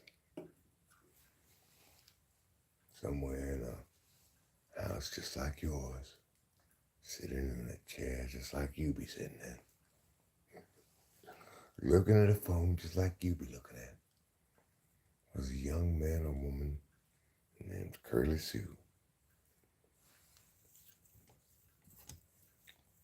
It's the beginning of a campfire story. Perhaps you can smell the marshmallows roasting.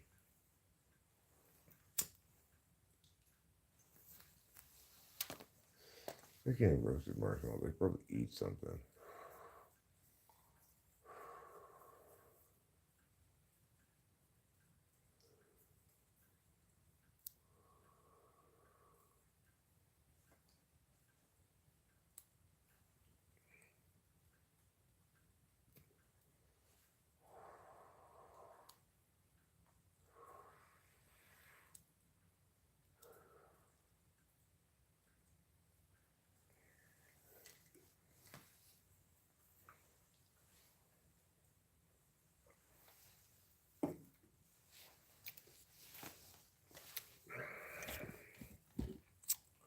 So, I'm still up for a little while longer, but feeling pretty ready to crash finally.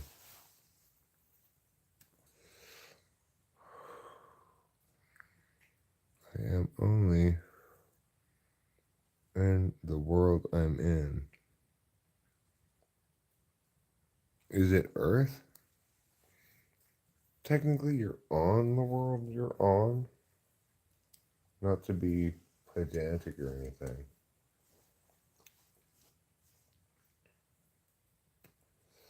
Or do you mean your sphere of influence? You're in the life you're leading. You know, you got your family. You've got Mia and Mia. Well, I've got news for you. KE, your sphere of influence is not a globe. It's a disc. It's not some magic marble floating in space, okay?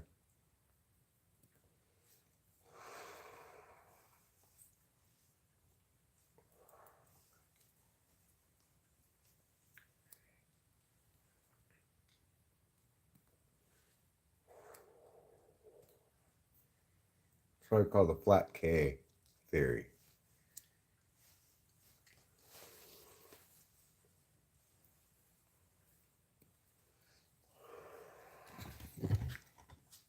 I'm a big advocate of the flat K theory. Boy, it's chilly out here.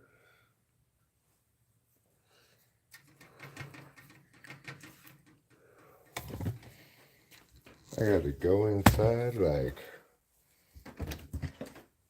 Glide and Clyde.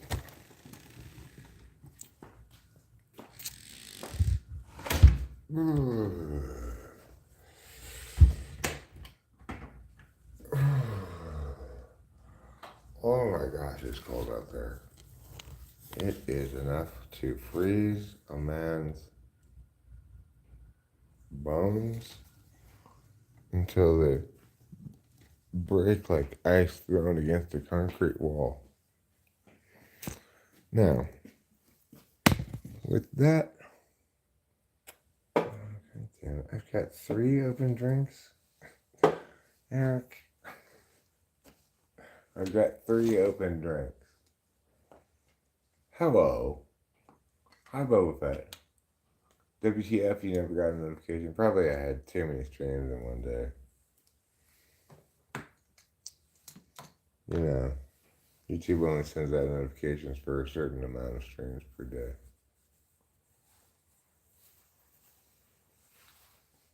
But if you have the means, you have the obligation, that's insane. That doesn't generalize at all. If that were the case, then everybody would have an obligation to give until they were as poor as a constant mean for everybody, you know?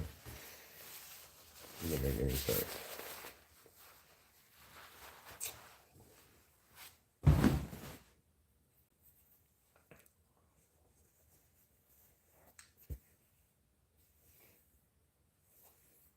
That's Peter Singer talk. And ain't nobody gonna tell me nothing good about no Peter Singer now. Okay? For Peter Singer, like Peter Ding Dong, not a good person, not a good thinker. Not anybody whose advocacy should be parroted whatsoever, accidentally or otherwise.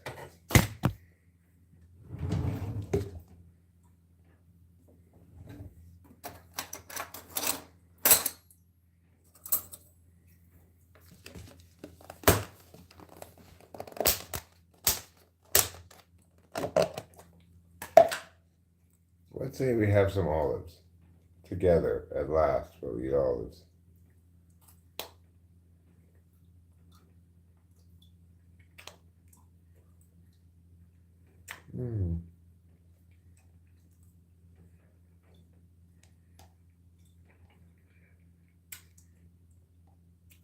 They're very good olives. Does it make you want olives? This would make me want olives.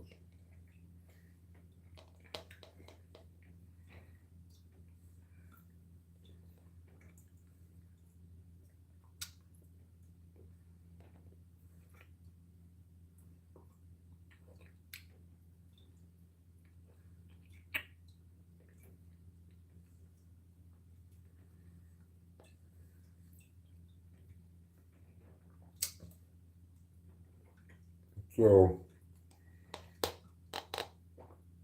I can't read all that, but is it just a bit, yes, you do like olives?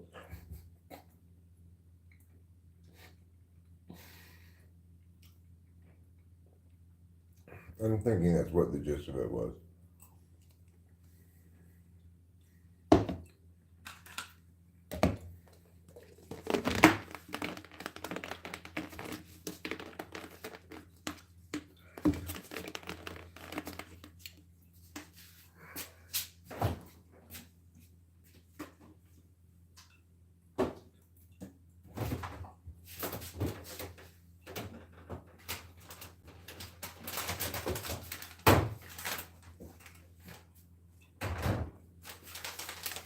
If I'm just eating like snack things, then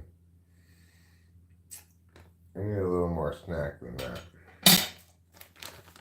So I'm going to additionally get a cheese.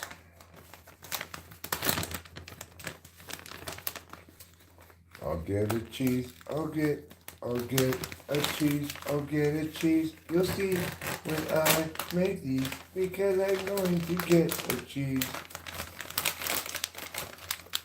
And I'll eat with my mouth.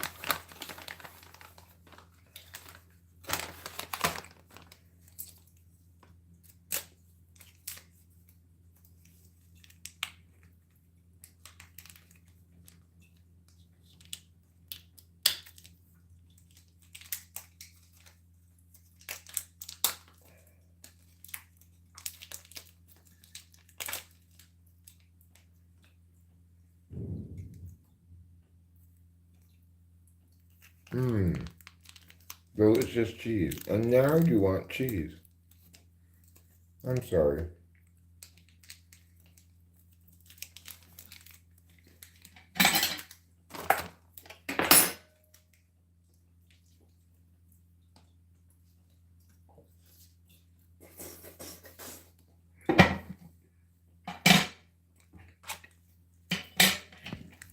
cut some pot roast too.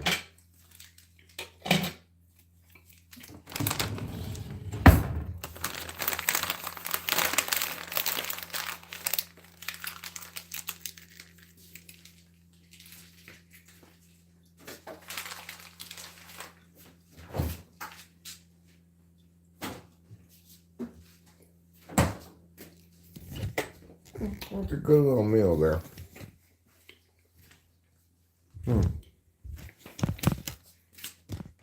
Let's top it off with the blueberry bluffin'.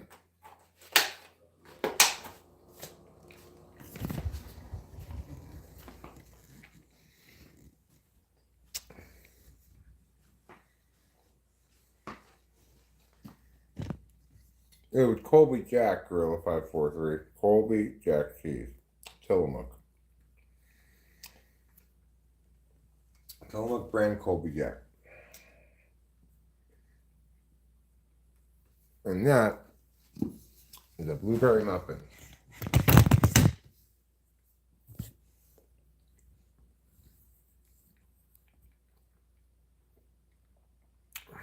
My blueberry muffins bring all the boys to the yard. So that's why I eat them.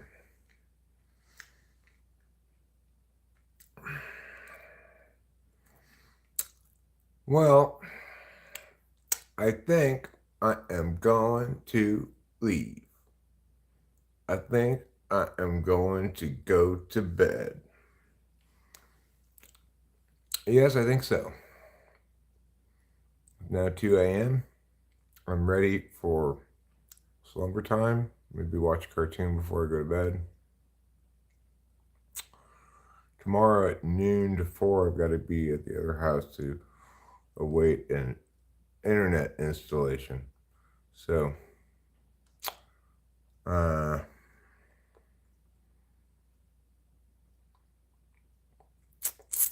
anyway, I'll see y'all later. Thanks for being here. Have a great evening. Talk to you later.